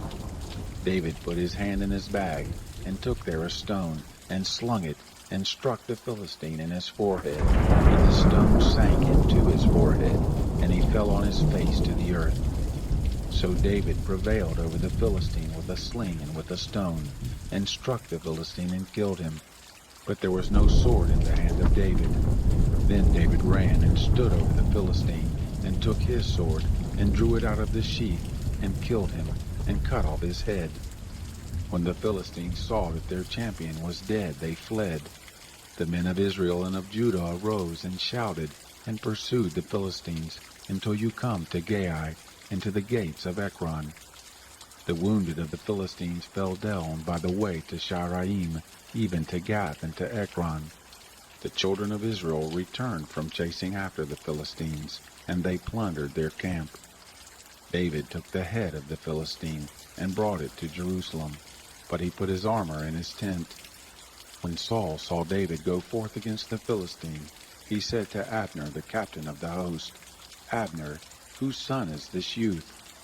Abner said, "As your soul lives, O king, I can't tell." The king said, "Inquire whose son the young man is." As David returned from the slaughter of the Philistine, Abner took him and brought him before Saul with the head of the Philistine in his hand. Saul said to him, "Whose son are you, young man?" David answered, "I am the son of your servant Jesse of Bethlehem." Chapter 18. It happened, when he had made an end of speaking to Saul, that the soul of Jonathan was knit with the soul of David, and Jonathan loved him as his own soul. Saul took him that day and would not let him go any more to his father's house. Then Jonathan and David made a covenant, because he loved him as his own soul. Jonathan stripped himself of the robe that was on him and gave it to David, and his clothing, even to his sword, and to his bow, and to his sash. David went out wherever Saul sent him, and behaved himself wisely, and Saul set him over the men of war. And it was good in the sight of all the people, and also in the sight of Saul's servants. It happened as they came, when David returned from the slaughter of the Philistine, that the women came out of all the cities of Israel, singing and dancing, to meet King Saul, with tambourines, with joy, and with instruments of music. The women sang one to another as they played, and said, "Saul has slain his thousands, David his 10,000s."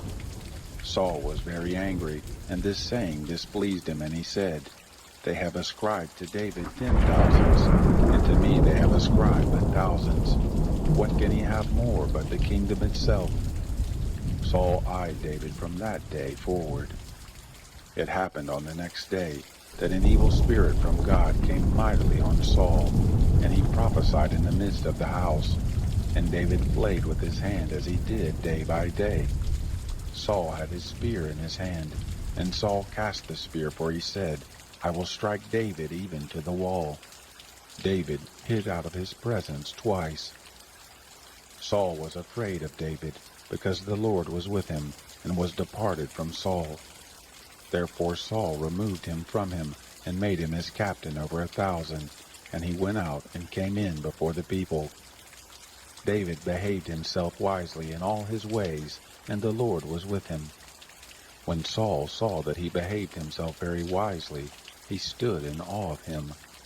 But all Israel and Judah loved David, for he went out and came in before them.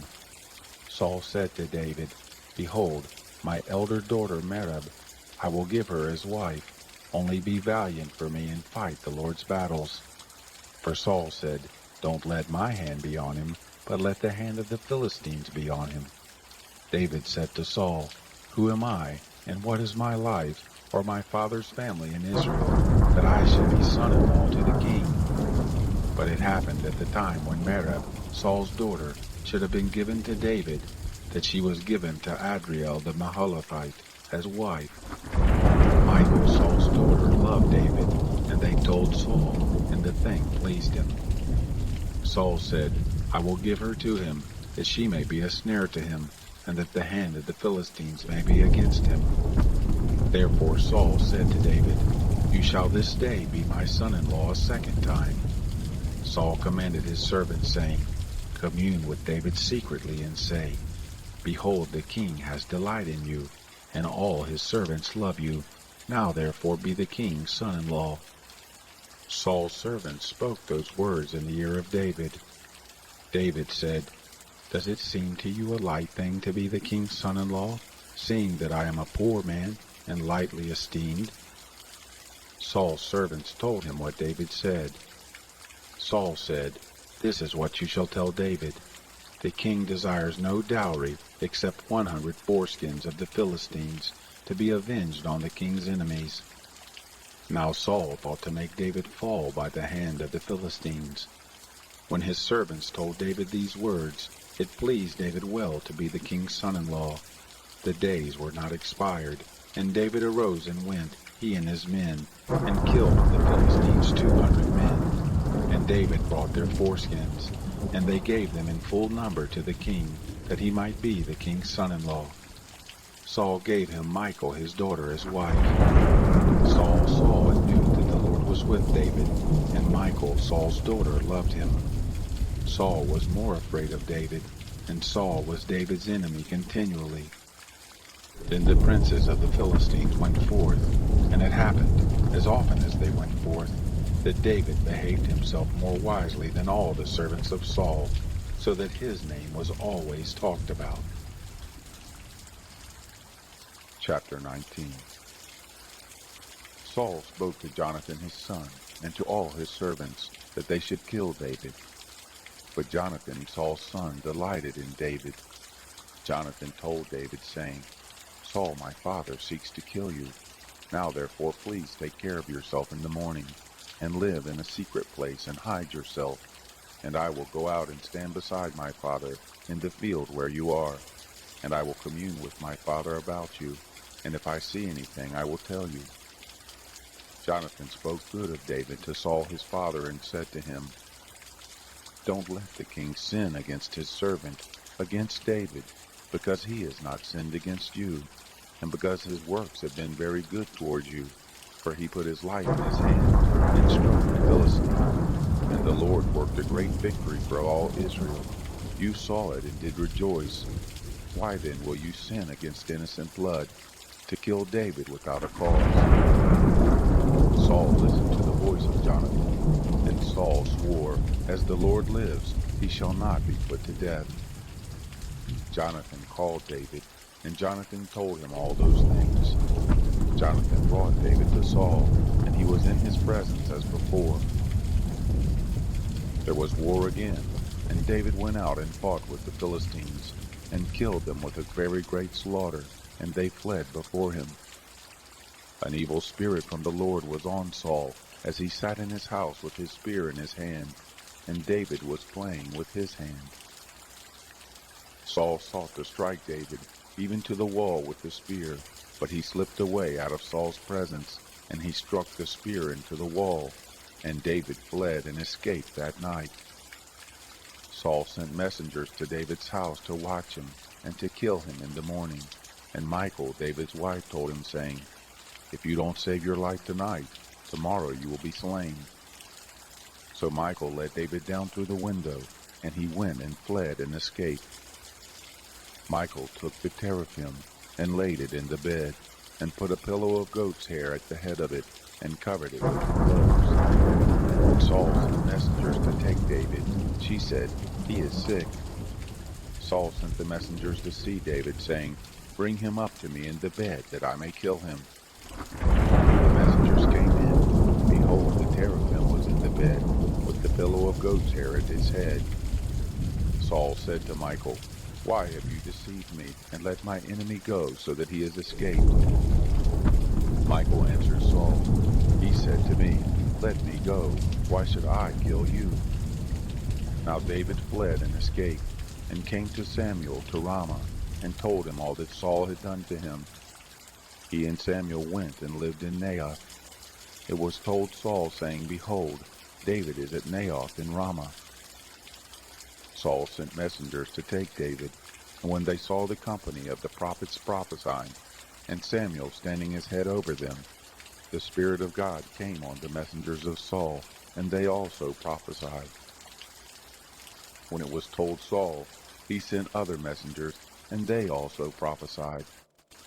Saul sent messengers again the third time, and they also prophesied. Then he went himself to Ramah, and came to the great well that is in Seku, and he asked and said, Where are Samuel and David? One said, Behold, they are at Naioth in Ramah. He went there to Naioth in Ramah, and the Spirit of God came on him also, and he went on and prophesied until he came to Naioth in Ramah. He also stripped off his clothes, and he also prophesied before Samuel, and lay down naked all that day and all that night. Therefore they say, Is Saul also among the prophets? Chapter 20. David fled from Naioth in Ramah, and came and said before Jonathan, What have I done? And what is my iniquity? What is my sin before your father that he seeks my life? He said to him, Far from it, you shall not die. Behold, my father does nothing either small or great, but that he tells it to me. And why should my father hide this thing from me? It is not so.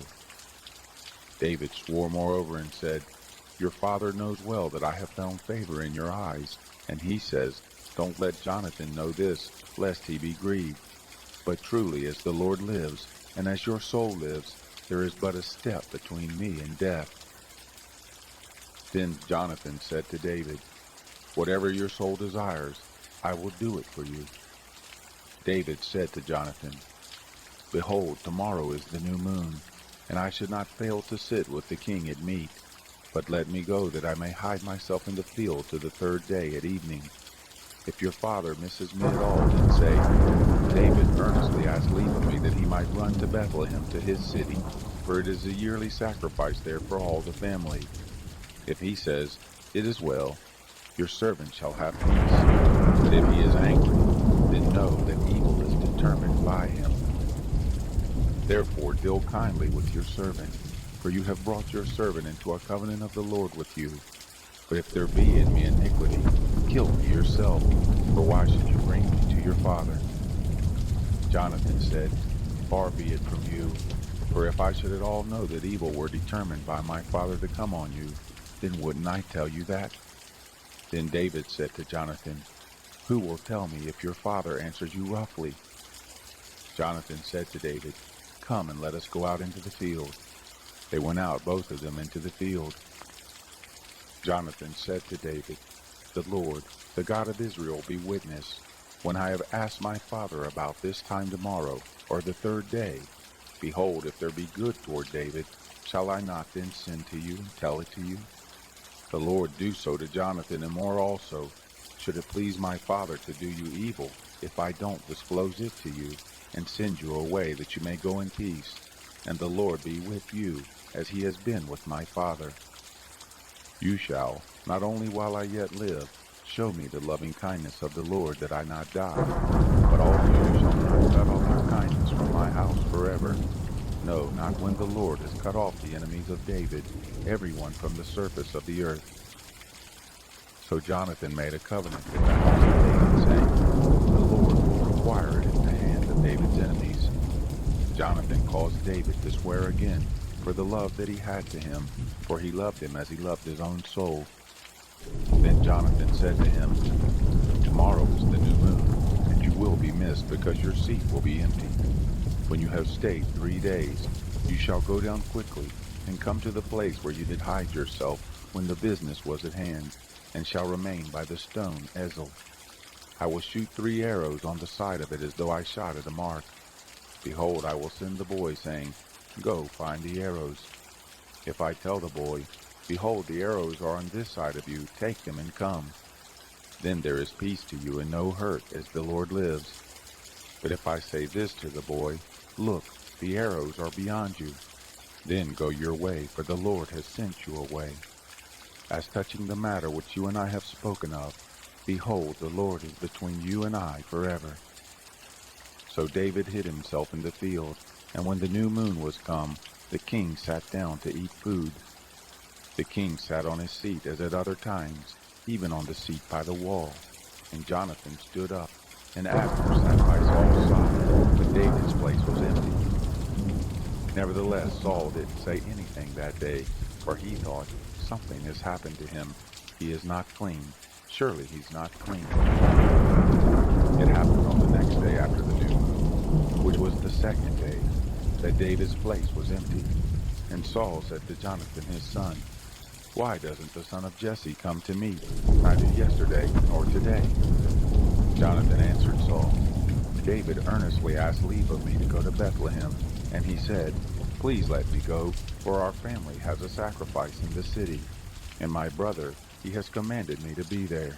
And now, if I have found favor in your eyes, let me get away, I pray you, and see my brothers. Therefore he has not come to the king's table.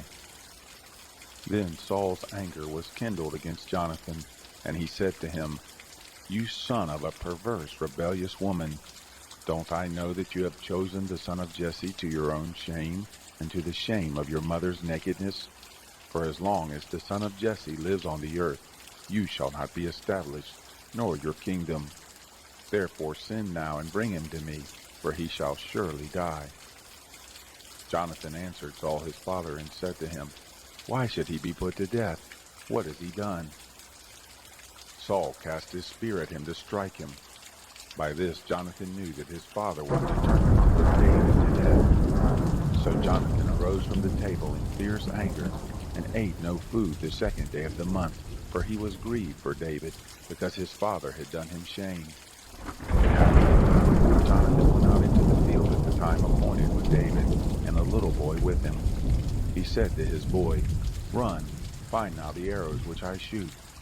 As the boy ran, he shot an arrow beyond him. When the boy was come to the place of the arrow which Jonathan had shot, Jonathan cried after the boy and said, Isn't the arrow past you?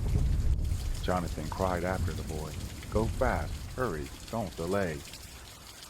Jonathan's boy gathered up the arrows and came to his master, but the boy didn't know anything. Only Jonathan and David knew the matter. Jonathan gave his weapons to the boy and said to him, Go, carry them to the city. As soon as the boy was gone, David arose out of a place toward the south, and fell on his face to the ground, and bowed himself 3 times. And they kissed one another and wept with one another, until David exceeded. Jonathan said to David, Go in peace, because we have sworn both of us in the name of the Lord, saying, The Lord shall be between me and you, and between my seed and your seed forever. He arose and departed, and Jonathan went into the city. Chapter 21. Then David came to Nob, to Ahimelech the priest, and Ahimelech came to meet David trembling, and said to him, Why are you alone, and no man with you?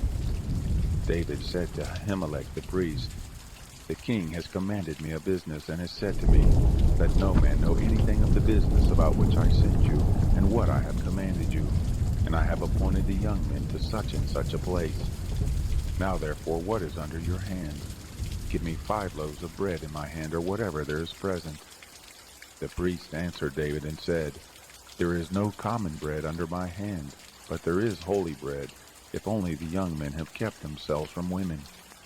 David answered the priest and said to him, Of a truth women have been kept from us about these 3 days.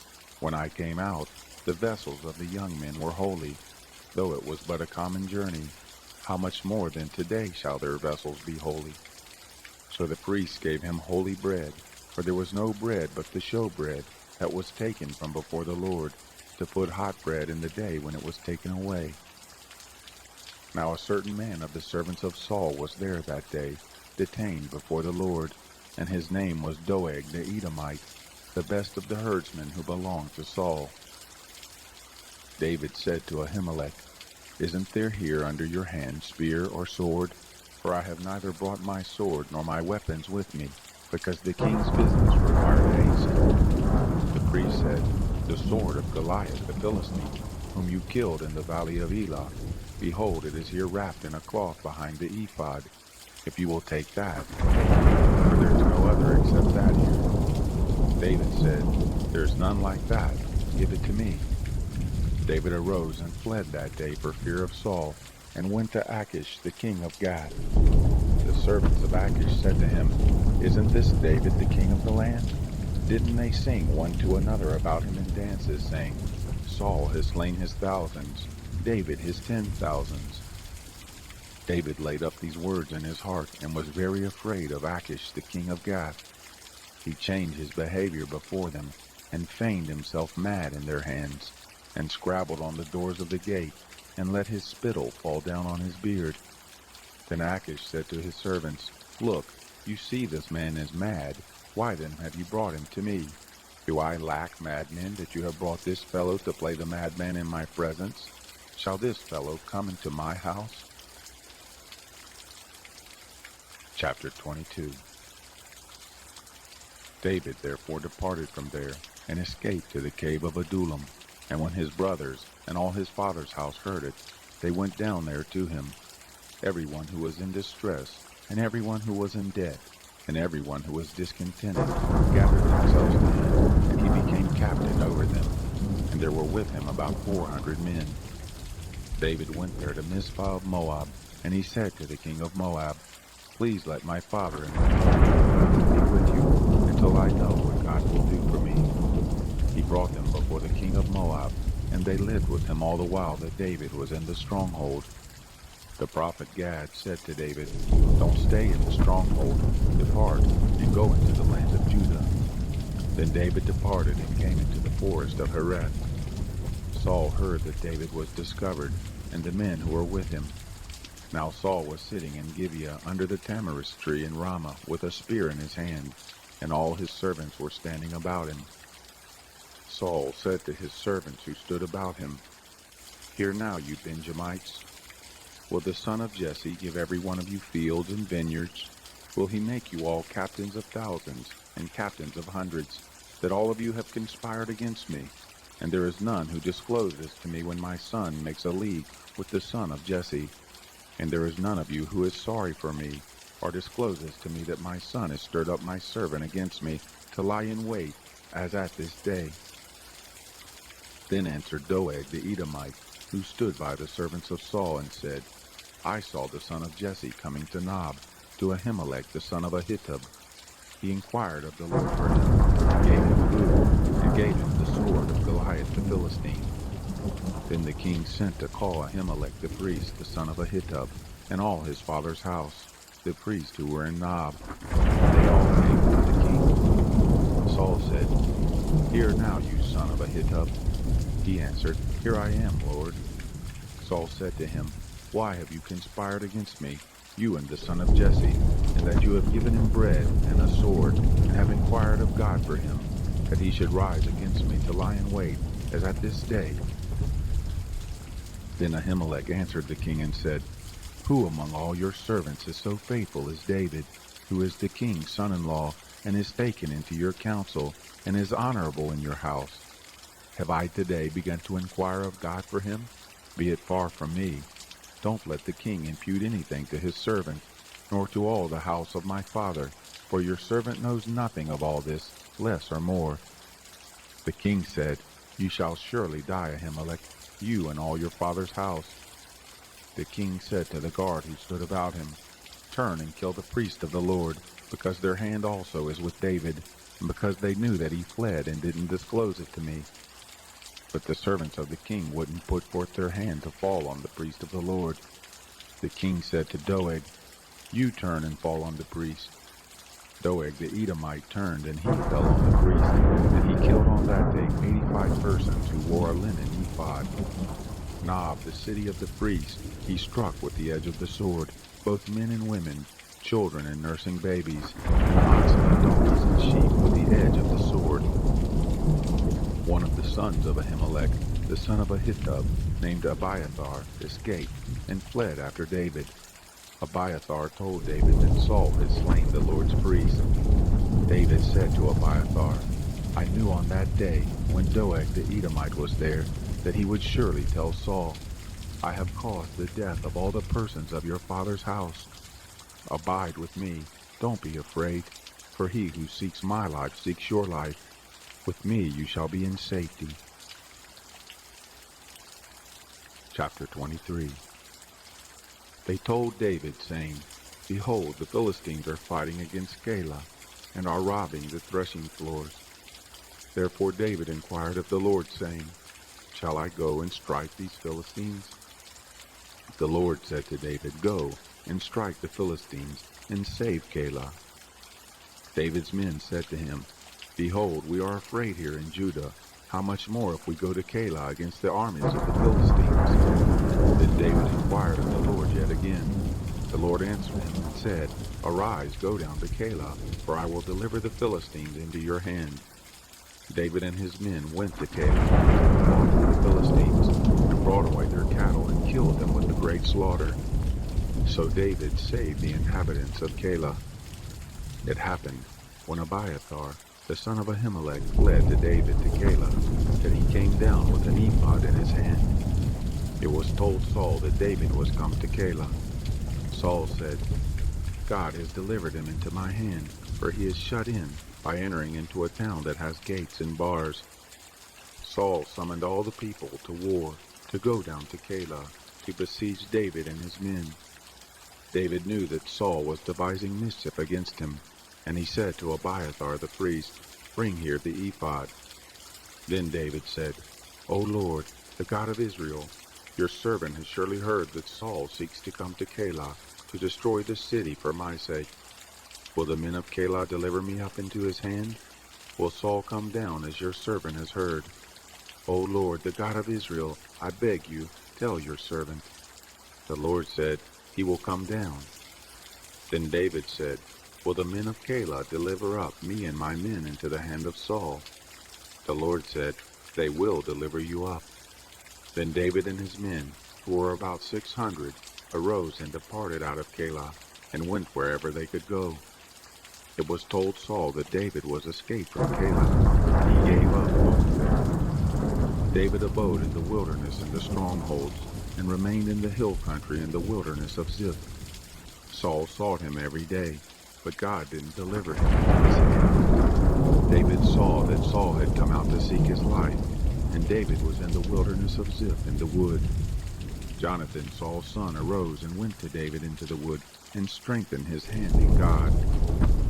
He said to him, "Don't be afraid, for the hand of Saul my father shall not find you, and you shall be king over Israel, and I shall be next to you, and that also my father Saul knows." The two made a covenant before the Lord, and David abode in the wood, and Jonathan went to his house.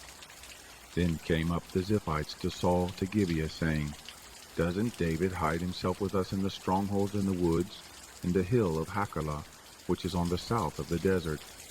Now therefore, O king, come down, according to all the desire of your soul to come down, and our part shall be to deliver him up to the king's hand."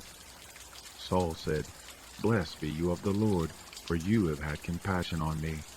Please go make yet more sure, and know and see his place where his haunt is, and who has seen him there, for it is told me that he deals very subtly.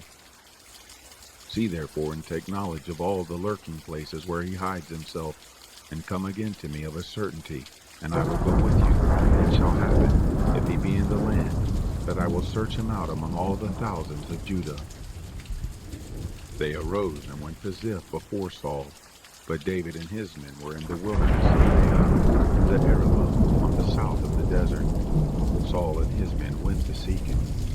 They told David when he came down to the rock, and abode in the wilderness of Maon. When Saul heard that, he pursued after David in the wilderness of Maon. Saul went on this side of the mountain, and David and his men on that side of the mountain. And David made haste to get away for fear of Saul, for Saul and his men compassed David and his men round about to take them. But there came a messenger to Saul, saying, "Hurry and come, for the Philistines have made a raid on the land." So Saul returned from pursuing after David and went against the Philistines. Therefore they called that place Selah Hamalekoth. David went up from there and lived in the strongholds of En-gedi. Chapter 24.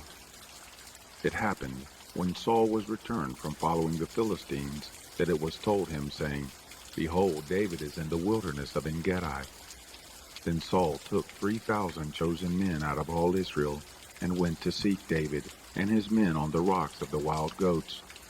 He came to the sheep pens by the way where there was a cave, and Saul went in to relieve himself. Now David and his men were abiding in the innermost parts of the cave.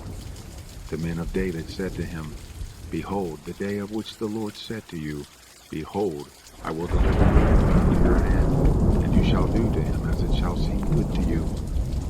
Then David arose and cut off the skirt of Saul's robe secretly. It happened afterward that David's heart struck him because he had cut off Saul's skirt. He said to his men, "The Lord forbid that I should do this thing to my Lord, the Lord's anointed, to put forth my hand against him, seeing he is the Lord's anointed." So David checked his men with these words, and didn't allow them to rise against Saul. Saul rose up out of the cave and went on his way. David also arose afterward, and went out of the cave, and cried after Saul, saying, My lord the king. When Saul looked behind him, David bowed with his face to the earth. David said to Saul, Why do you listen to men's words who say, Behold, David seeks your hurt? Behold, this day your eyes have seen how that the Lord had delivered you into my hand in the cave. And some told me to kill you, but my eyes spared you. And I said, I will not put forth my hand against my Lord, for he is the Lord's anointed. Moreover, my father, look, yes, see the skirt of your robe in my hand. For in that I cut off the skirt of your robe, and didn't kill you. Know you and see that there is neither evil nor disobedience in my hand, and I have not sinned against you, though you hunt after my life to take it. The Lord judge between me and you, and the Lord avenge me of you, but my hand shall not be on you. As says the proverb of the ancients, out of the wicked comes forth wickedness, but my hand shall not be on you. After whom is the king of Israel come out? After whom do you pursue? After a dead dog? After a flea? The Lord therefore be judge, and give sentence between me and you, and see, and plead my cause, and deliver me out of your hand. It came to pass, when David had made an end of speaking these words to Saul, that Saul said, Is this your voice, my son David? Saul lifted up his voice and wept. He said to David, You are more righteous than I, for you have rendered to me good, whereas I have rendered to you evil. You have declared this day how that you have dealt well with me, because when the Lord had delivered me up into your hand, you didn't kill me. For if a man finds his enemy, will he let him go away unharmed? Therefore may the Lord reward you in good for that which you have done to me this day. Now behold, I know that you shall surely be king, and that the kingdom of Israel shall be established in your hand. Swear now therefore to me by the Lord, that you will not cut off my seed after me, and that you will not destroy my name out of my father's house. David swore to Saul. Saul went home, but David and his men got them up to the stronghold. Chapter 25. Samuel died, and all Israel gathered themselves together and lamented him, and buried him in his house at Ramah.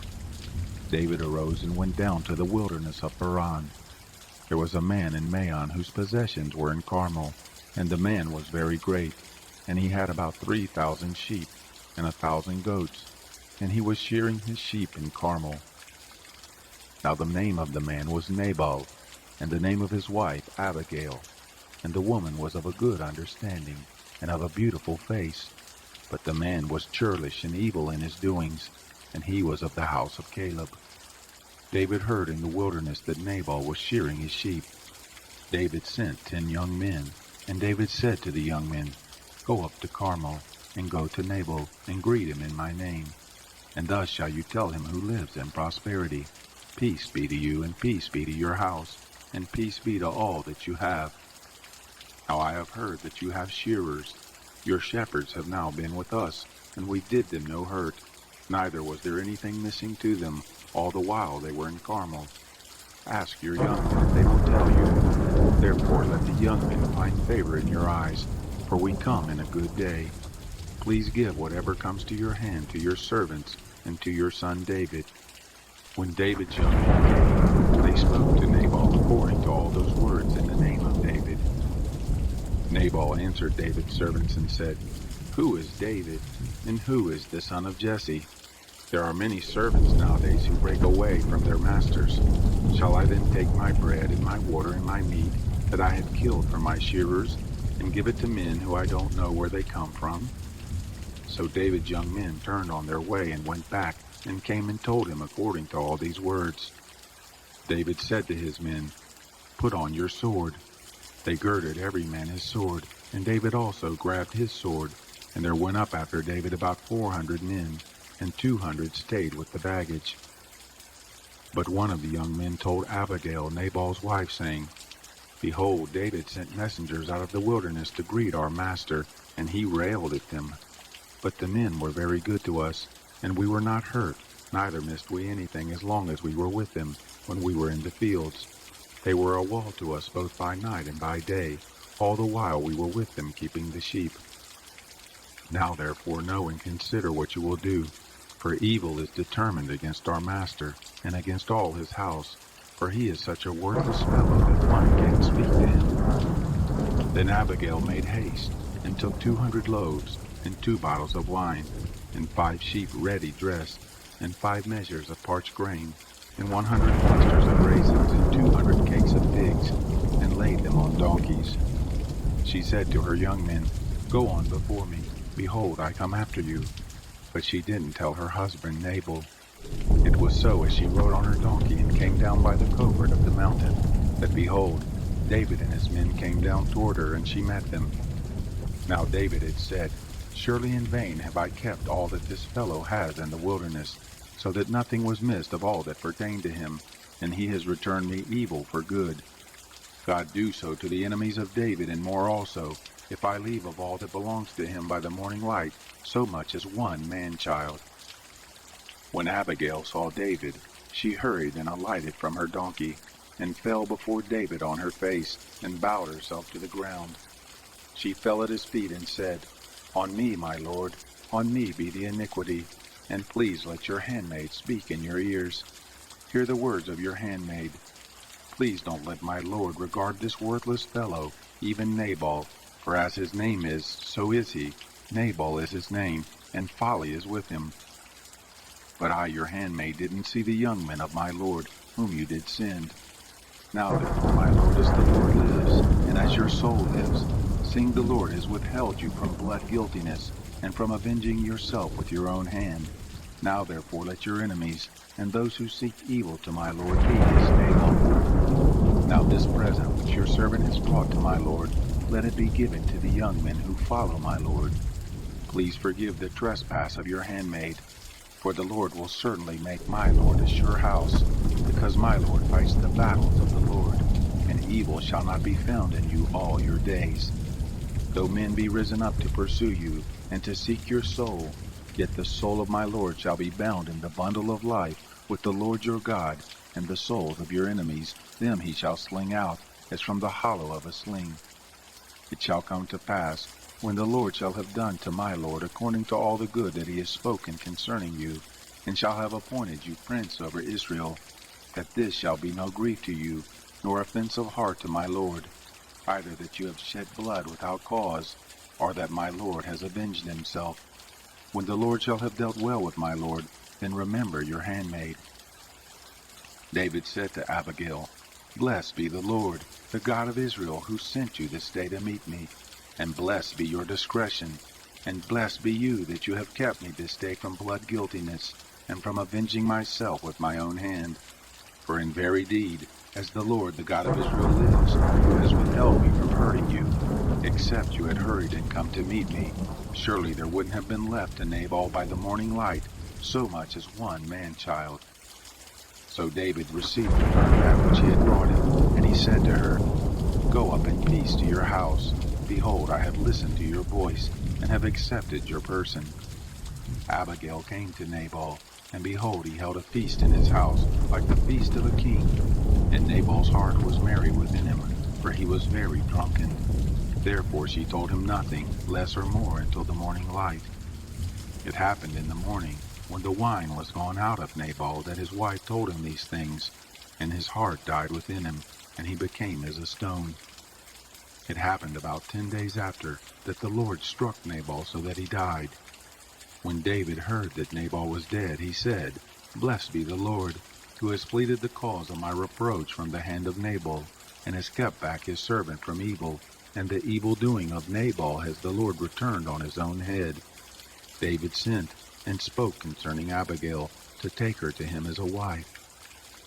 When the servants of David were come to Abigail to Carmel, they spoke to her, saying, "David has sent us to you, to take you to him as a wife." She arose and bowed herself with her face to the earth, and said, "Behold, your handmaid is a servant, to wash the feet of the servants of my lord."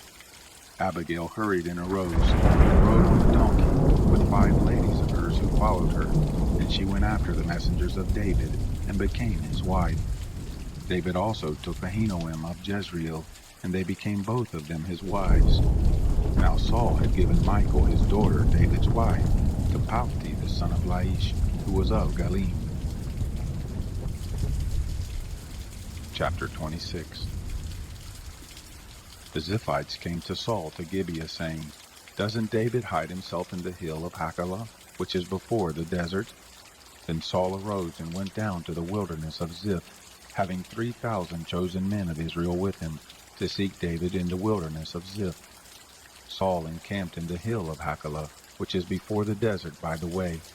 But David abode in the wilderness, and he saw that Saul came after him into the wilderness. David therefore sent out spies, and understood that Saul was come of a certainty. David arose and came to the place where Saul had encamped. And David saw the place where Saul lay, and Abner the son of Ner, the captain of his host. And Saul lay within the place of the wagons, and the people were encamped round about him.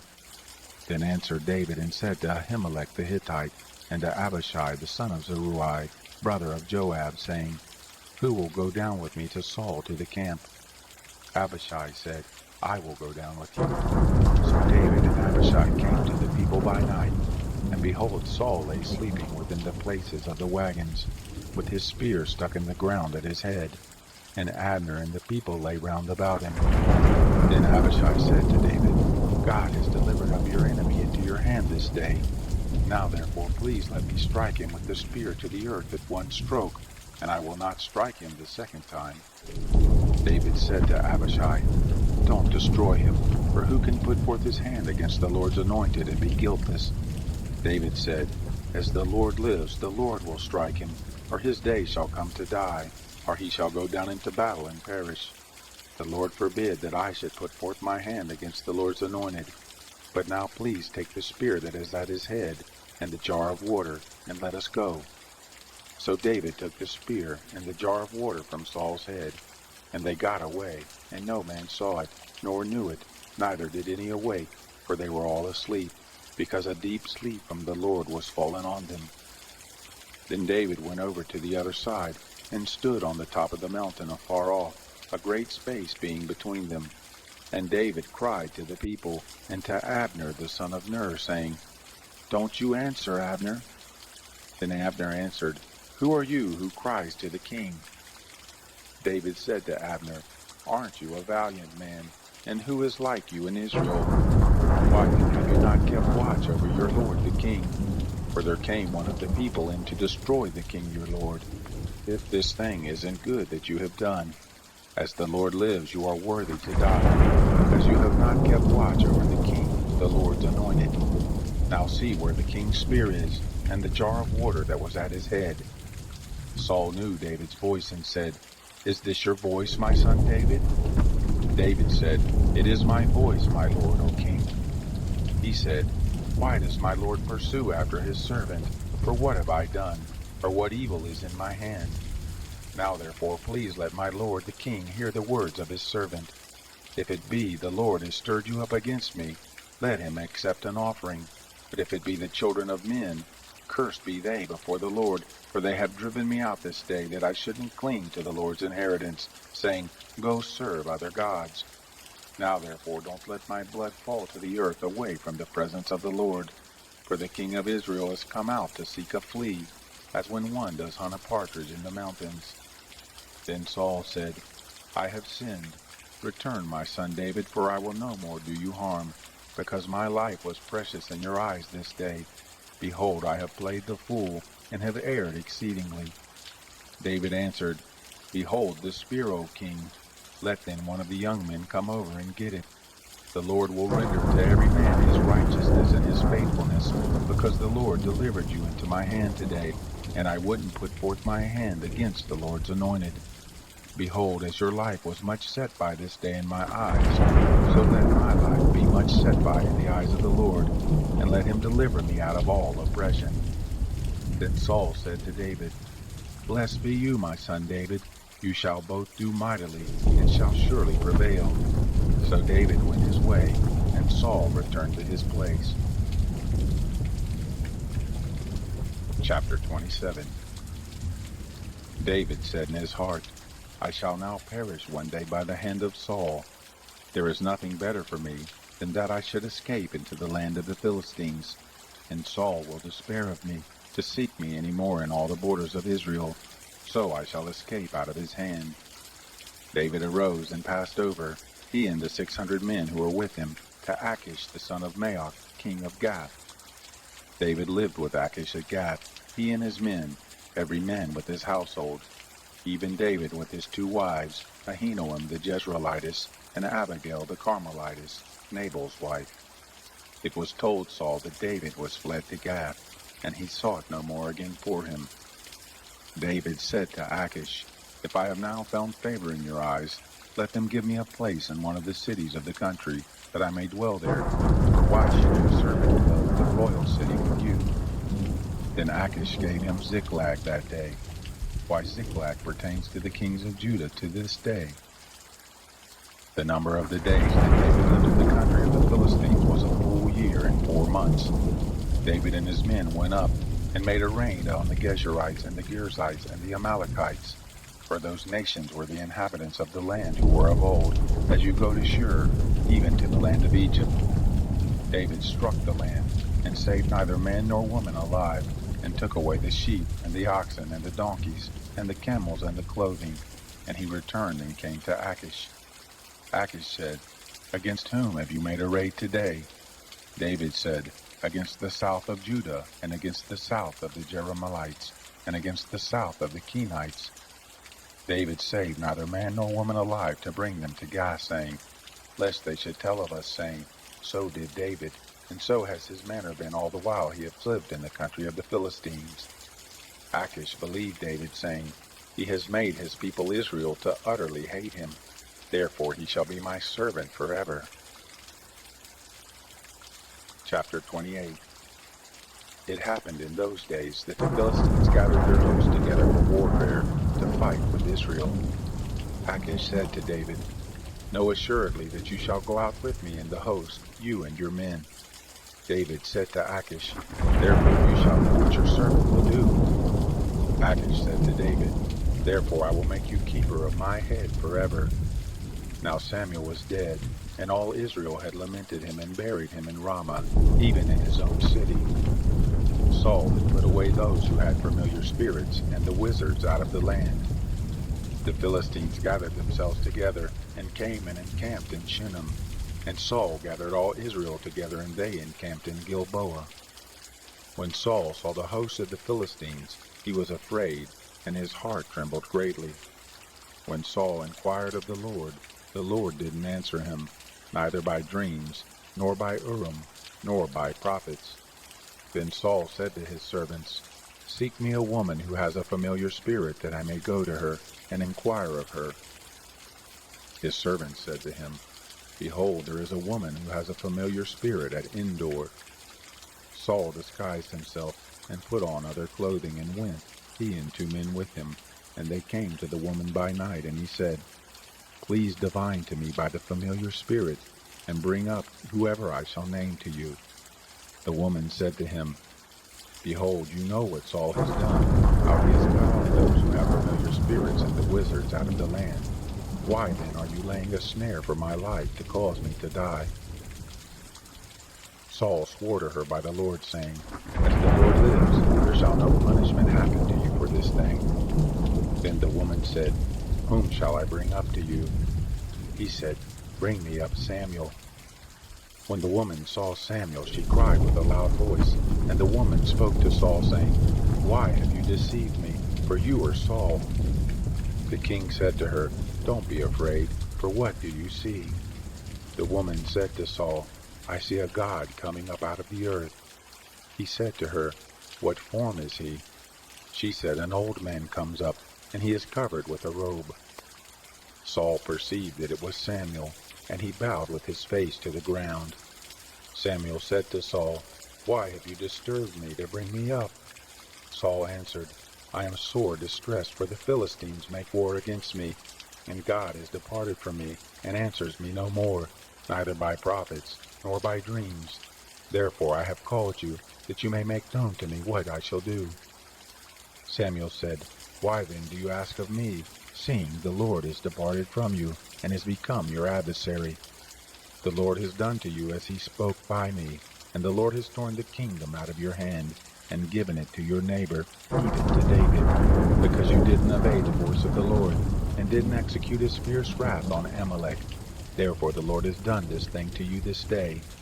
Moreover, the Lord will deliver Israel also with you into the hand of the Philistines, and tomorrow shall you and your sons be with me.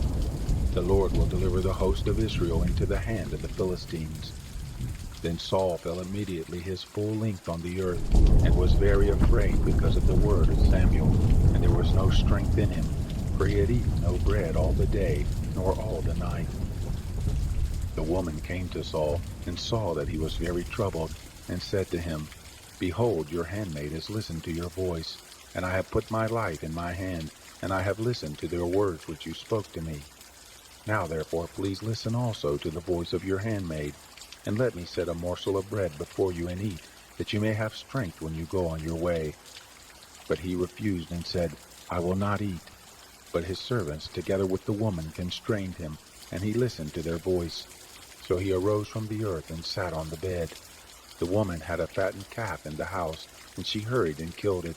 And she took flour and kneaded it, and did bake unleavened bread of it, and she brought it before Saul and before his servants, and they ate. Then they rose up and went away that night. Chapter 29. Now the Philistines gathered together all their host at Aphek, and the Israelites encamped by the spring which is in Jezreel. The lords of the Philistines passed on by hundreds and by thousands, and David and his men passed on in the rear guard of Achish. Then the princes of the Philistines said, Why are these Hebrews here? Achish said to the princes of the Philistines, Isn't this David, the servant of Saul, the king of Israel, who has been with me these days, or rather these years, and I have found no fault in him since he fell away to me to this day? But the princes of the Philistines were angry with him, and the princes of the Philistines said to him, Make the man return, that he may go back to his place where you have appointed him, and let him not go down with us to the battle, lest in the battle he become an adversary to us. For with what should this fellow reconcile himself to his Lord? Should it not be with the heads of these our men? Is not this David, of whom they sang one to another in dances, saying, Saul has slain his thousands, and David his 10,000s? Then Achish called David to him and said to him, As the Lord lives, you have been upright, and your going out and your coming in with me in the host is good in my sight. For I have not found evil in you since the day of your coming over to me, even to this very day. Nevertheless the Lords don't favor you. Therefore now return and go in peace, that you not displease the lords of the Philistines. David said to Achish, But what have I done? And what have you found in your servant so long as I have been before you to this day, that I may not go and fight against the enemies of my lord the king? Achish answered David, I know that you are good in my sight, as an angel of God. Notwithstanding, the princes of the Philistines have said, He shall not go up with us to the battle. Therefore now rise up early in the morning with the servants of your Lord who have come with you, and as soon as you are up early in the morning and have light, depart. So David rose up early, he and his men, to depart in the morning, to return to the land of the Philistines. The Philistines went up to Jezreel. Chapter 30. It happened, when David and his men were come to Ziklag on the third day, that the Amalekites had made a raid on the south and on Ziklag, and had struck Ziklag and burned it with fire, and had taken captive the women, and all who were therein, both small and great. They didn't kill any, but carried them off and went their way. When David and his men came to the city, behold, it was burned with fire, and their wives and their sons and their daughters were taken captive. Then David and the people who were with him lifted up their voice and wept, until they had no more power to weep. David's 2 wives were taken captive, Ahinoam the Jezreelitess, and Abigail the wife of Nabal the Carmelite. David was greatly distressed, for the people spoke of stoning him, because the soul of all the people was grieved, every man for his sons and for his daughters. But David strengthened himself in the Lord his God. David said to Abiathar the priest, the son of Ahimelech, Please bring me here the ephod. Abiathar brought there the ephod to David. David inquired of the Lord, saying, If I pursue after this troop, shall I overtake them? He answered him, Pursue, for you shall surely overtake them, and shall without fail recover all. So David went, he and the 600 men who were with him, and came to the brook Besor, where those who were left behind stayed. But David pursued, he and 400 men, for 200 stayed behind, who were so faint that they couldn't go over the brook Besor. They found an Egyptian in the field and brought him to David, and gave him bread, and he ate, and they gave him water to drink. They gave him a piece of cake, of figs, and 2 clusters of raisins. And when he had eaten, his spirit came to him again, for he had eaten no bread, nor drunk any water 3 days and 3 nights. David said to him, To whom do you belong, and from where do you come? He said, I am a young man of Egypt, servant to an Amalekite, and my master left me, because 3 days ago I fell sick. We made a raid on the south of the Cherethites, and on that which belongs to Judah, and on the south of Caleb, and we burned Ziklag with fire. David said to him, Will you bring me down to this troop? He said, Swear to me by God that you will neither kill me, nor deliver me up into the hands of my master, and I will bring you down to this troop. When he had brought him down, behold, they were spread abroad over all the ground, eating and drinking and dancing, because of all the great spoil that they had taken up out of the land of the Philistines, and out of the land of Judah. David struck them from the twilight even to the evening of the next day, and there was not a man of them that escaped, except 400 young men who rode on camels and fled. David recovered all that the Amalekites had taken, and David rescued his 2 wives. There was nothing lacking to them, neither small nor great, neither sons nor daughters, neither spoil, nor anything that they had taken to them. David brought back all. David took all the flocks and the herds which they drove before those other cattle, and said, This is David's spoil. David came to the 200 men who were so faint they could not follow David, whom also they had made to stay by the brook Besor. And they went forth to meet David, and to meet the people who were with him. And when David came near to the people, he greeted them. Then answered all the wicked men and base fellows of those who went with David, and said, Because they didn't go with us, we will not give them anything of the spoil that we have recovered, except to every man his wife and his children, that he may lead them away and depart. Then David said, You shall not do so, my brothers, with that which the Lord has given to us, who has preserved us, and delivered the troop that came against us into our hand. Who will listen to you in this matter? For as his share is who goes down to the battle, so shall his share be who tarries by the baggage. They shall all share alike. It was so from that day forward that he made it a statute and an ordinance for Israel to this day. When David came to Ziklag, he sent of the spoil to the elders of Judah, even to his friends, saying, Behold, a present for you from the spoil of the enemies of the Lord.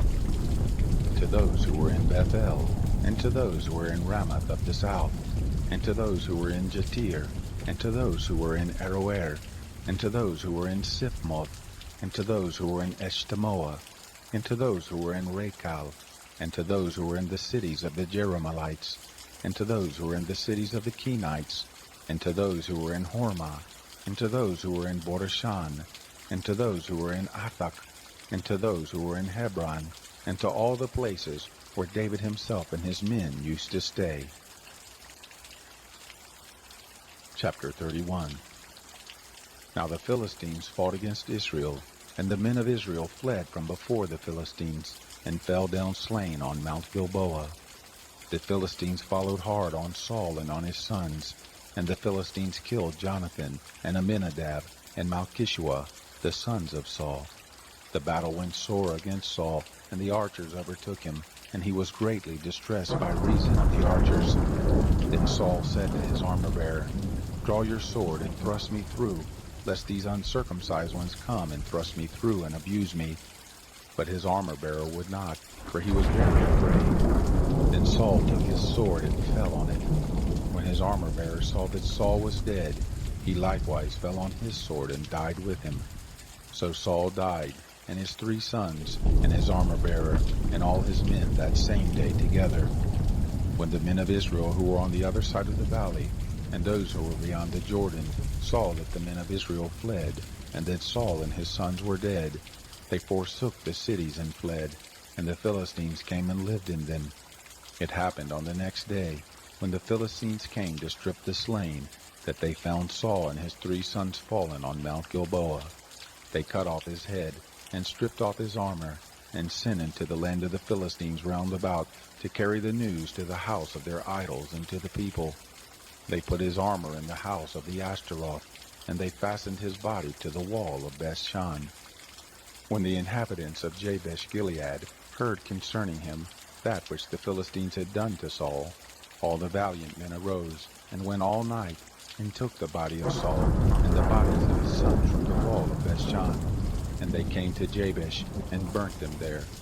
They took their bones, and buried them under the tamarisk tree in Jabesh, and fasted 7 days.